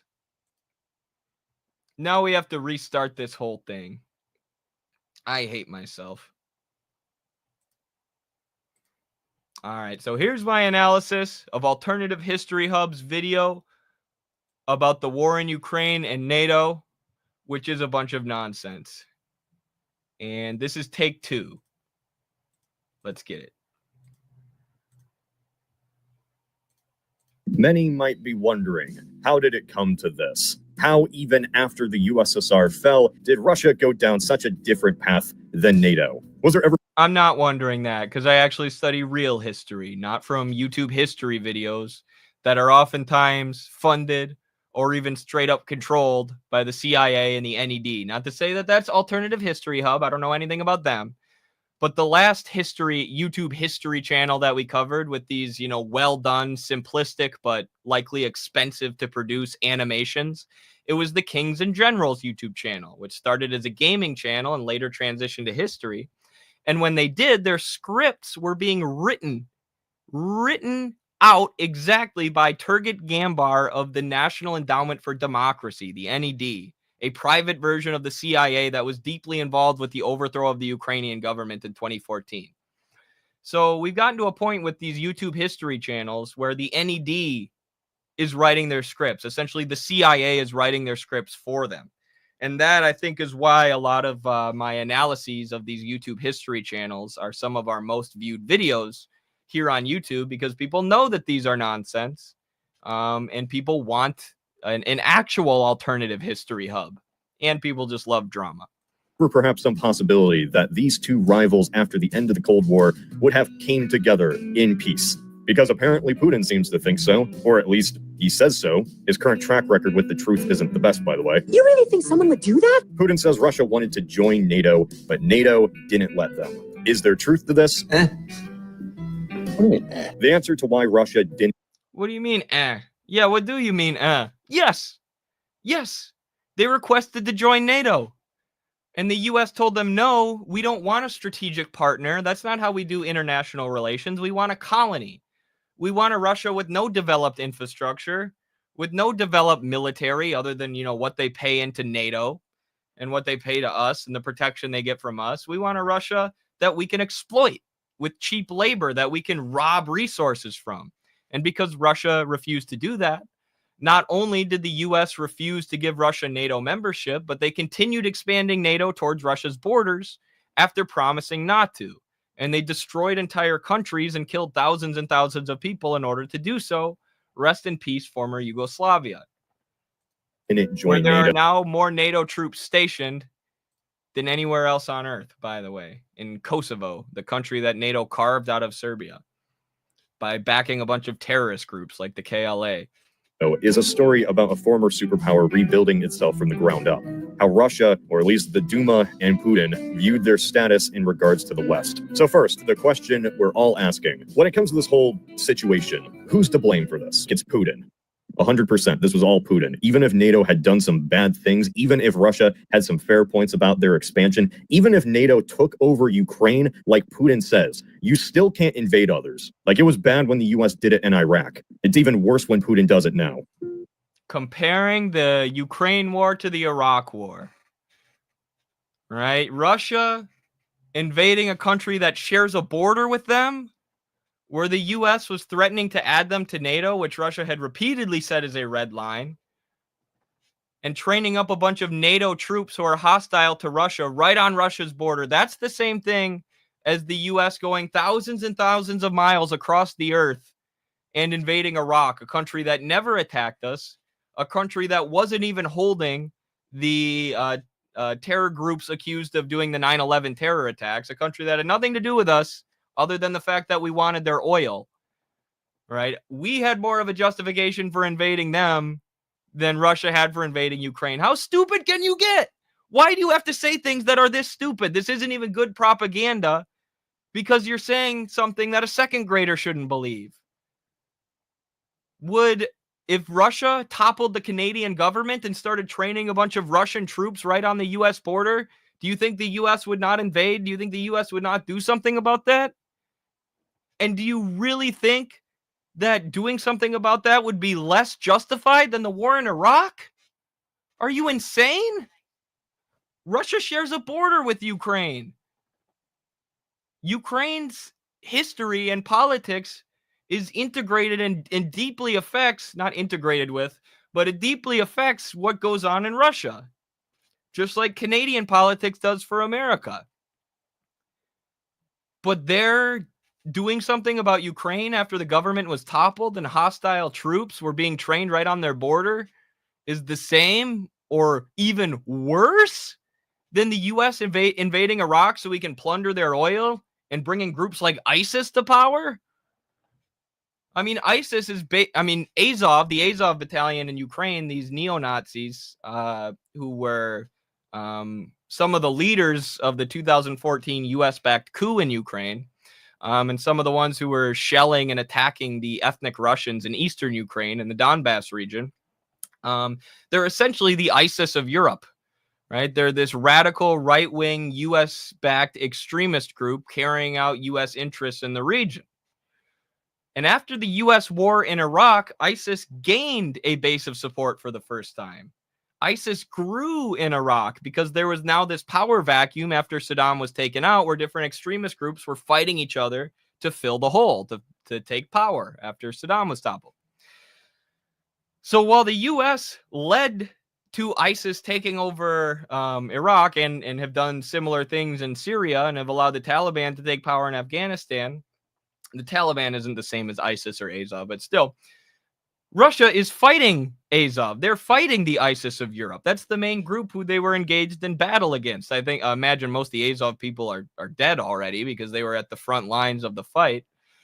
But to say that the U.S. invasion of Iraq was the same thing or equally justified or, insanely, this is what they say, the war in Iraq was more justified or the war in Ukraine is worse than the war in Iraq is just fucking insane, dude. Insane. And history doesn't work like this. It was Putin. It was all Putin. It was Putin. NATO takes no responsibility. It's all Putin. Putin. Not only is that biased and incorrect and doesn't take historical factors into account to just blame everything on Putin, but that's just not how the world works. World leaders don't just wake up and get a stick up their ass and invade other countries for no reason. It's not what happens.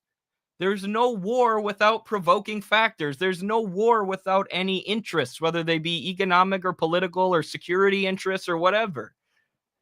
World leaders don't just send their armies to war because they feel like it someday.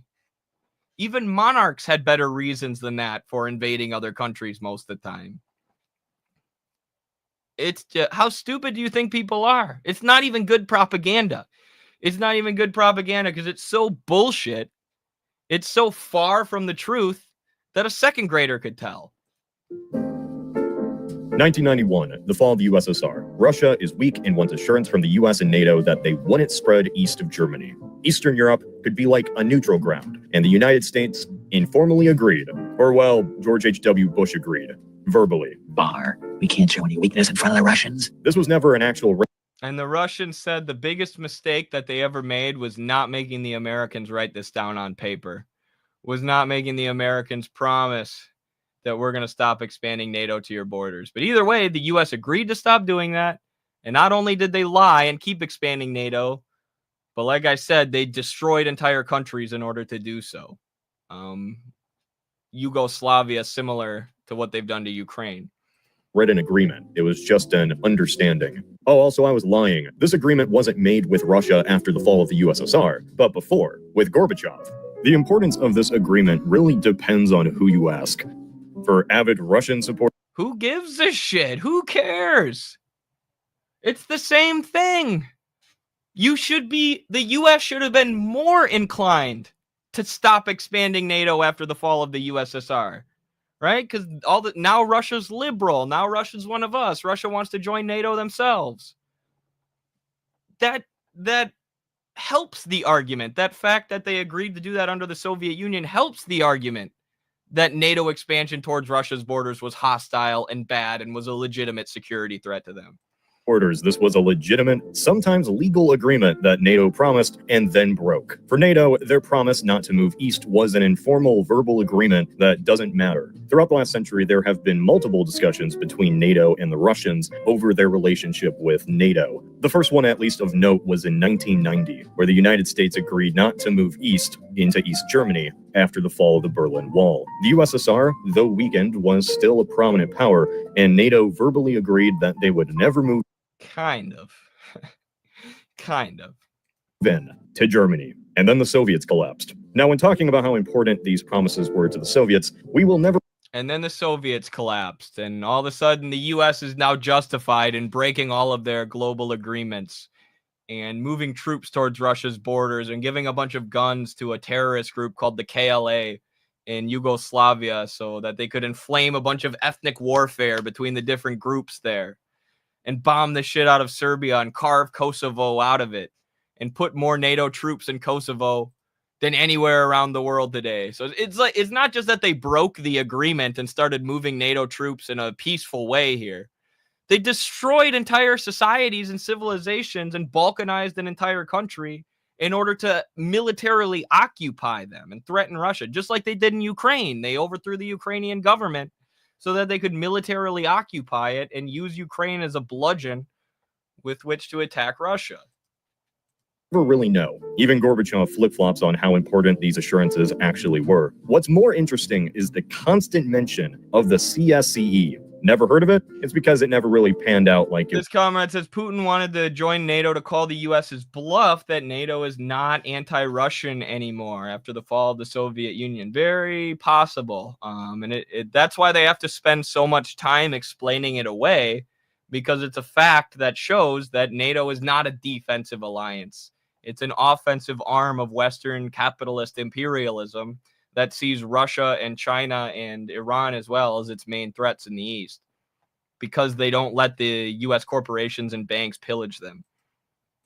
It was truly planned. Whether or not any of this was true or just bluster, this talk of a united umbrella was seen as a viable possibility in the early 90s, before the USSR even fell. This is what Gorbachev and the Russians heard. Russia, at least if the Soviets fell, would be joining a united Europe. And then Clinton was elected.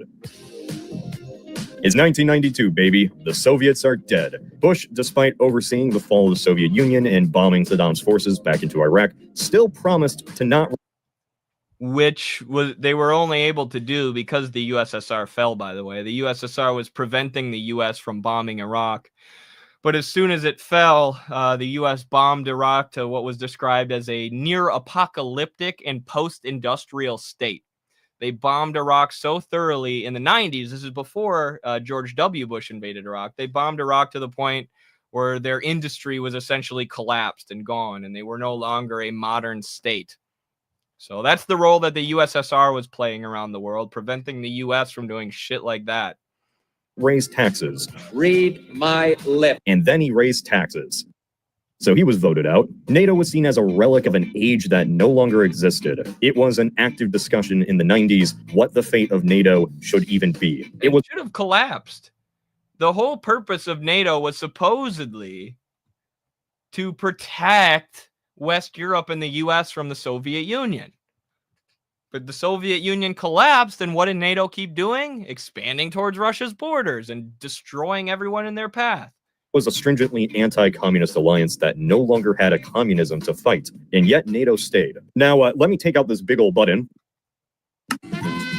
It's almost like NATO is an arm of capitalist imperialism, and it was never actually to defend anybody from communism or defend any human rights or democracy.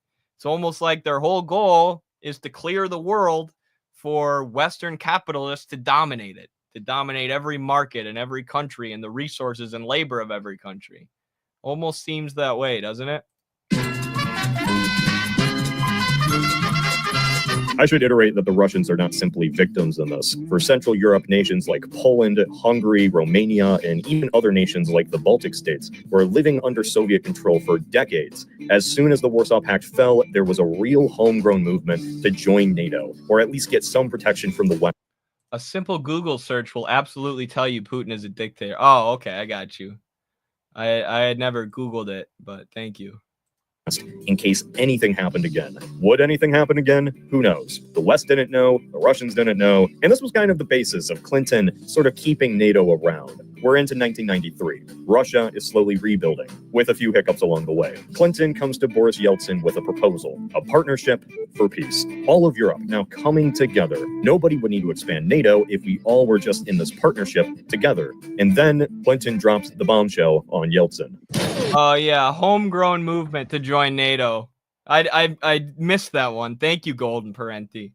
Right, just like there were all these homegrown color revolutions all across East Europe. CIA had nothing to do with it. It definitely wasn't the CIA pushing anti-communist right-wing nationalism, basically fascism, all across East Europe, including Ukraine. They were doing that in Ukraine since the fall of the end of World War II. They were pushing banderism in Ukraine, this, ethno-nationalist ideology. So these were absolutely not homegrown, these pro-Western, pro-neoliberal, pro-imperialist movements across these countries. They were being funded every step of the way by the CIA and the U.S. government. This whole partnership for peace was not an alternative to the expansion of NATO. It was a preparation for it. To which Yeltsin replied, why? NATO was created in Cold War times. Today, it's trying to find its place in Europe, not without difficulty. It's important that this search not create new divisions, but promote European unity. We believe that the plans of expanding NATO are contrary to this logic. Why sow the seeds of distrust? After all, we're no longer adversaries. We are partners. We're partners now. We're partners. NATO doesn't want to colonize Russia anymore and rob them and keep them weak and subservient to the U.S. We're partners. Thank you so much, Garden State, New Jersey. $5 super chat. Appreciate you, brother.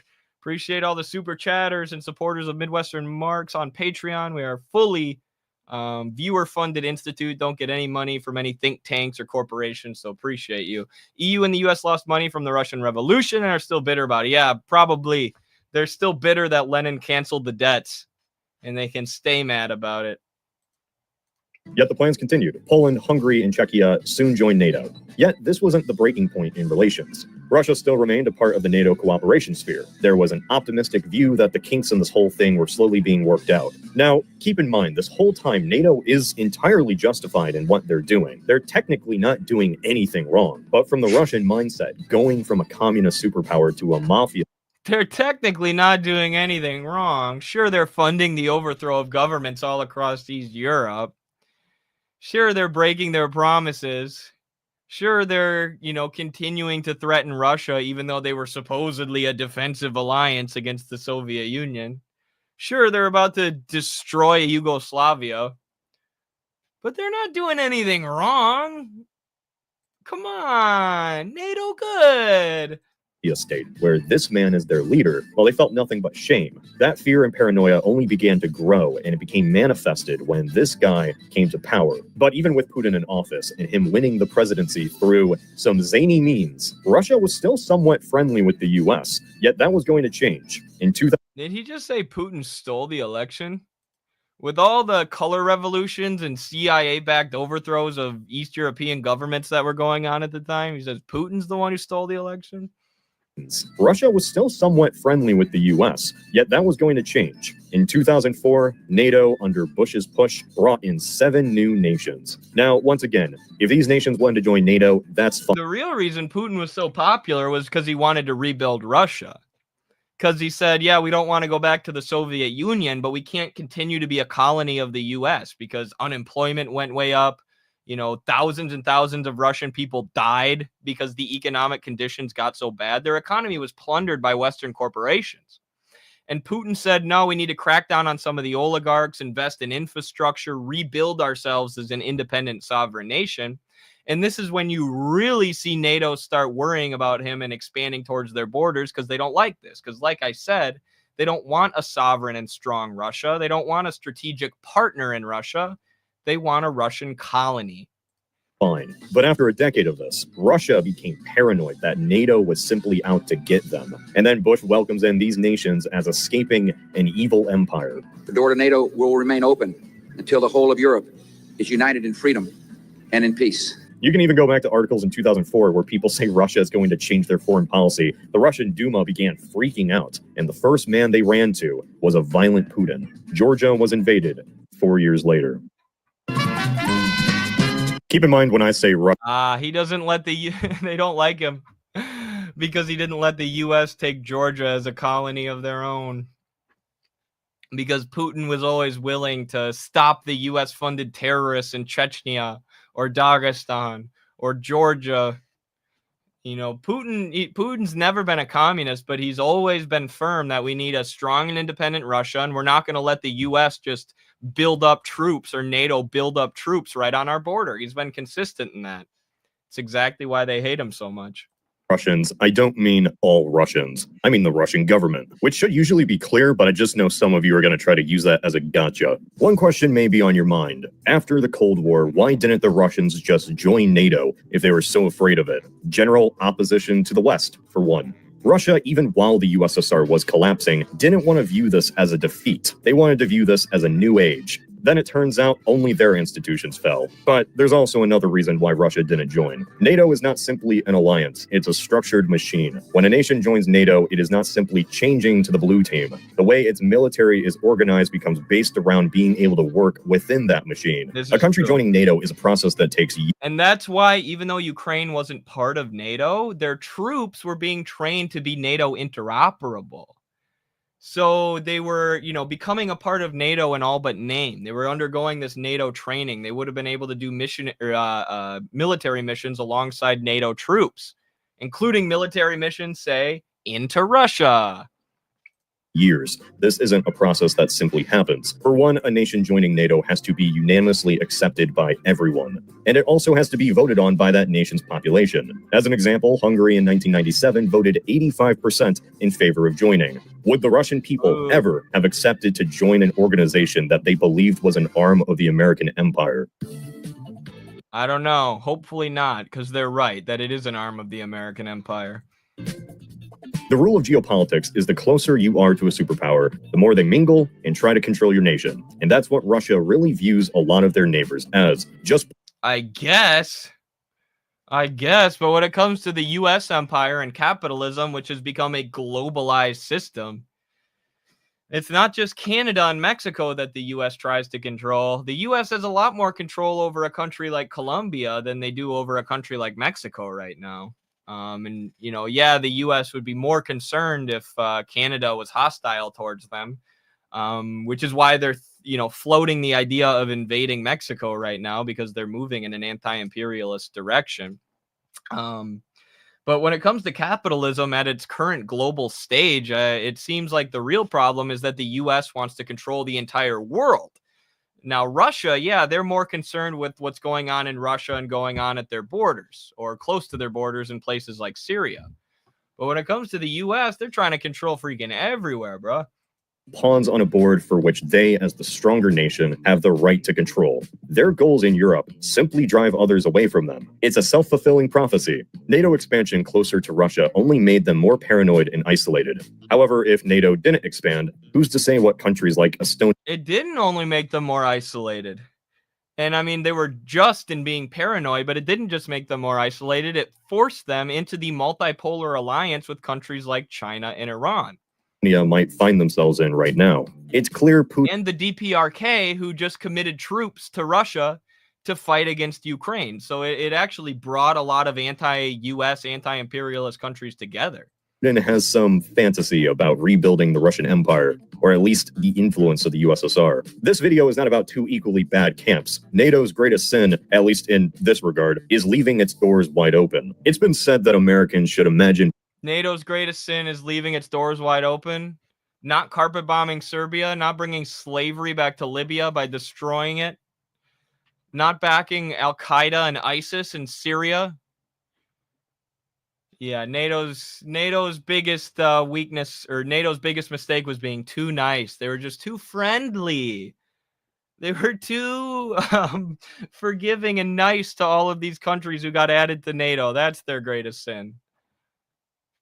It's so absurd. How do people watch this shit, bro?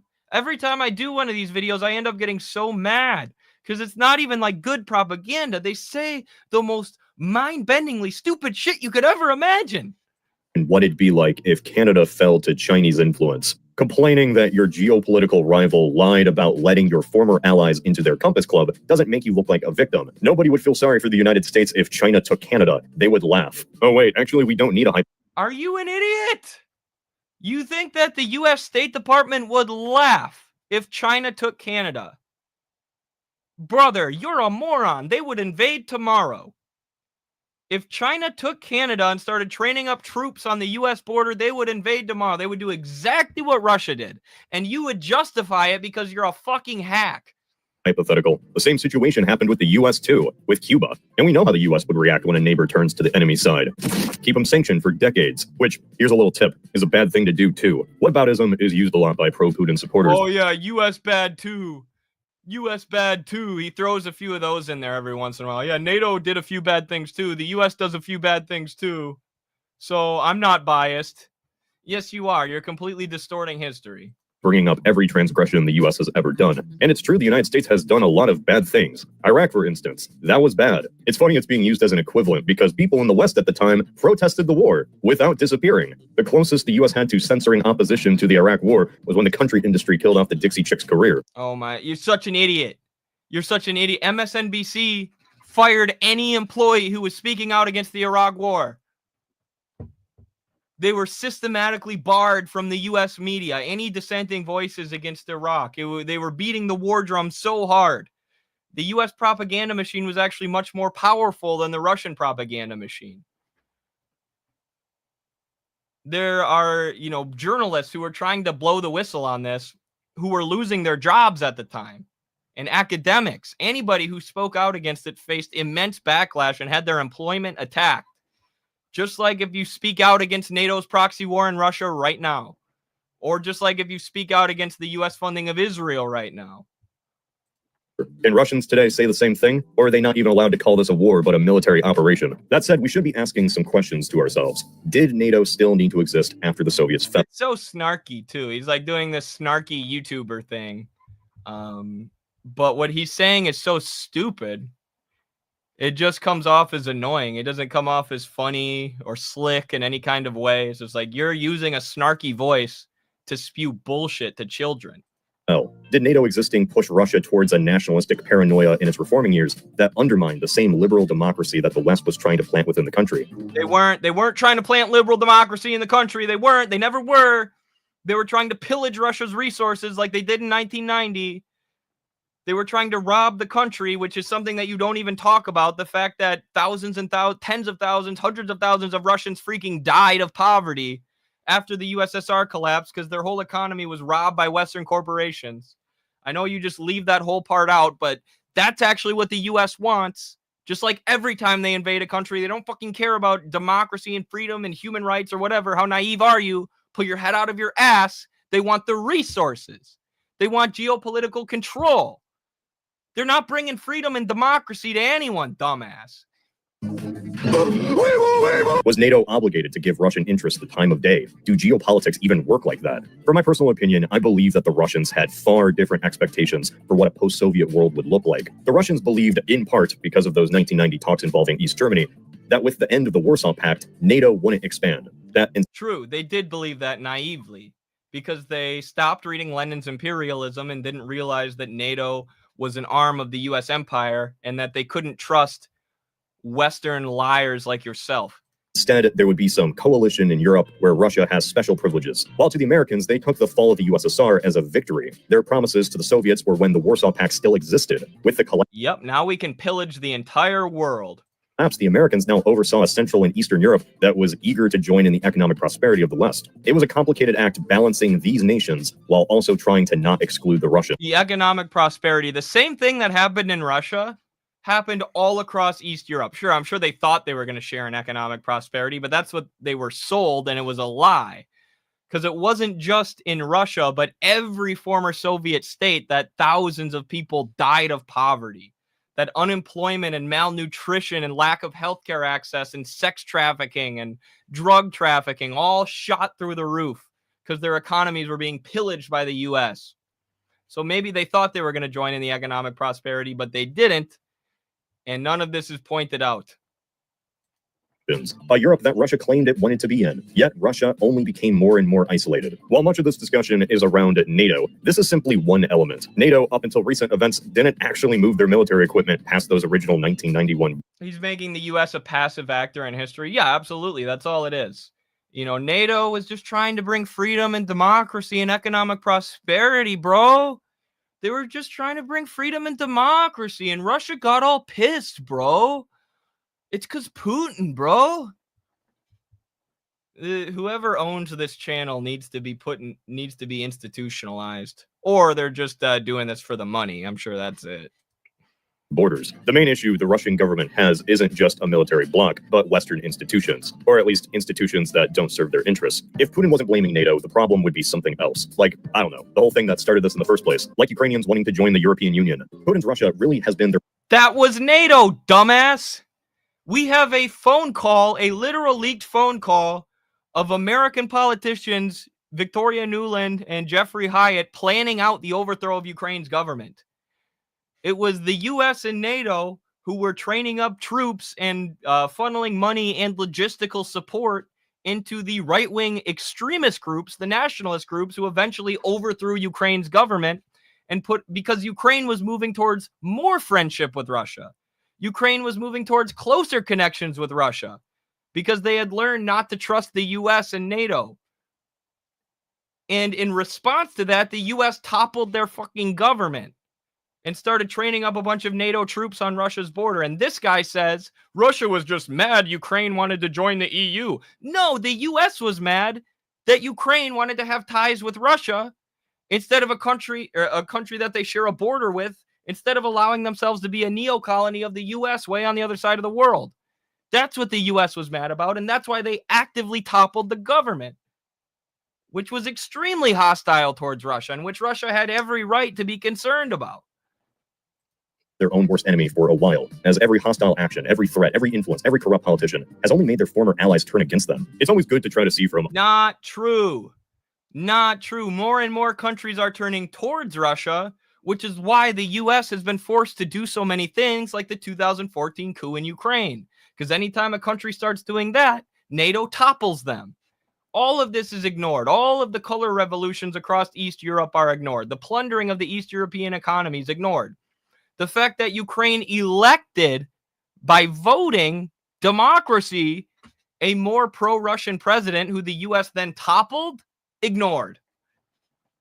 All perspectives. Yet not all perspectives are equal. Sometimes the perspective is simply that another nation was a mistake to exist. Sometimes it's that the collapse of the USSR was the most catastrophic event of the 20th century. Even if there was a kernel of truth to the idea that NATO misled the Russians, it does not justify their actions. Should Putin really be talking about how misleading is bad? Kind of seems like that was their strategy for the last few months. NATO is not a perfect organization. However, if the nations of Europe want to join this club, it should... I'm done with this fucking idiot. I have nothing else to say. So wrong. So bad. Makes the U.S. out to be a passive actor. Ignores the 2014 coup, ignores the plundering of the former Soviet Union, ignores all the destruction that NATO wrought upon the entire world in order to expand their forces closer to Russia's borders. Ignores everything that shows you what this actually is, which is a NATO-US capitalist imperialist proxy war against Russia, in which they're sending the Ukrainian people into a meat grinder to fight their wars for them, because they prefer to fight wars by proxy rather than doing it themselves. He doesn't even touch on the US and NATO destruction of Yugoslavia, which is now occupied by more NATO troops than anywhere else on Earth. He doesn't even touch on these things. And I get that you can make a lot of money doing that, being that guy, running that history channel, but I can't imagine selling my soul that much, being that much of a coward, and just ignoring the role of my country in history, the United States, the country that I'm patriotic towards, the country that's my responsibility as an American citizen, not just ignoring all the destruction they've wrought around the world, but lying about it to trick people about it. I can't imagine. You're not an American. You have no sense of patriotism. You have no sense of your duty as a citizen to hold your own country accountable. You're a liar and a propagandist and imperialist, and you share responsibility for the millions of people who the U.S. empire has straight up murdered in cold blood around the world to try and control them. All right, y'all. I've gone too long already. I've got to get to practice now. I appreciate you for hanging out with me today. It was very hard to leave. This was a fun episode. But like I said, I really got to get going. Patreon.com/MidwesternMarx, the Red America Journal. Check it all out. We'll see you on the next one. Solidarity. Stand up, all victims of oppression, for the tyrants fear your might. Don't cling so hard to your possessions, for you have nothing if you have no right. Let racist ignorance be ended, for respect makes the empires fall. Freedom is merely privilege extended, unless enjoyed by one and all. So come, brothers and sisters, for the struggle carries on. The International unites the world in the song. So comrades, come rally, for this is the time and place. The international ideal unites the human race. Let no one build walls to divide us, walls of hatred nor walls of stone. Come greet the dawn and stand beside us. We'll live together or we'll die alone. In our world poisoned by exploitation, those who have taken, now they must give. And end the vanity of nations. We've but one earth on which to live.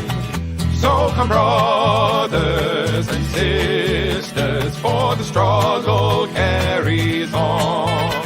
The International unites the world in the song. So comrades, come rally, for this is the time and place. The International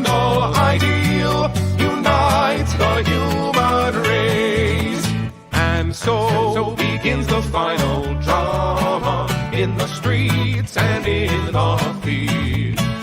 We stand unbowed before their armor. We defy their guns and shields. When we fight, provoked by their aggression, let us be inspired by life and love.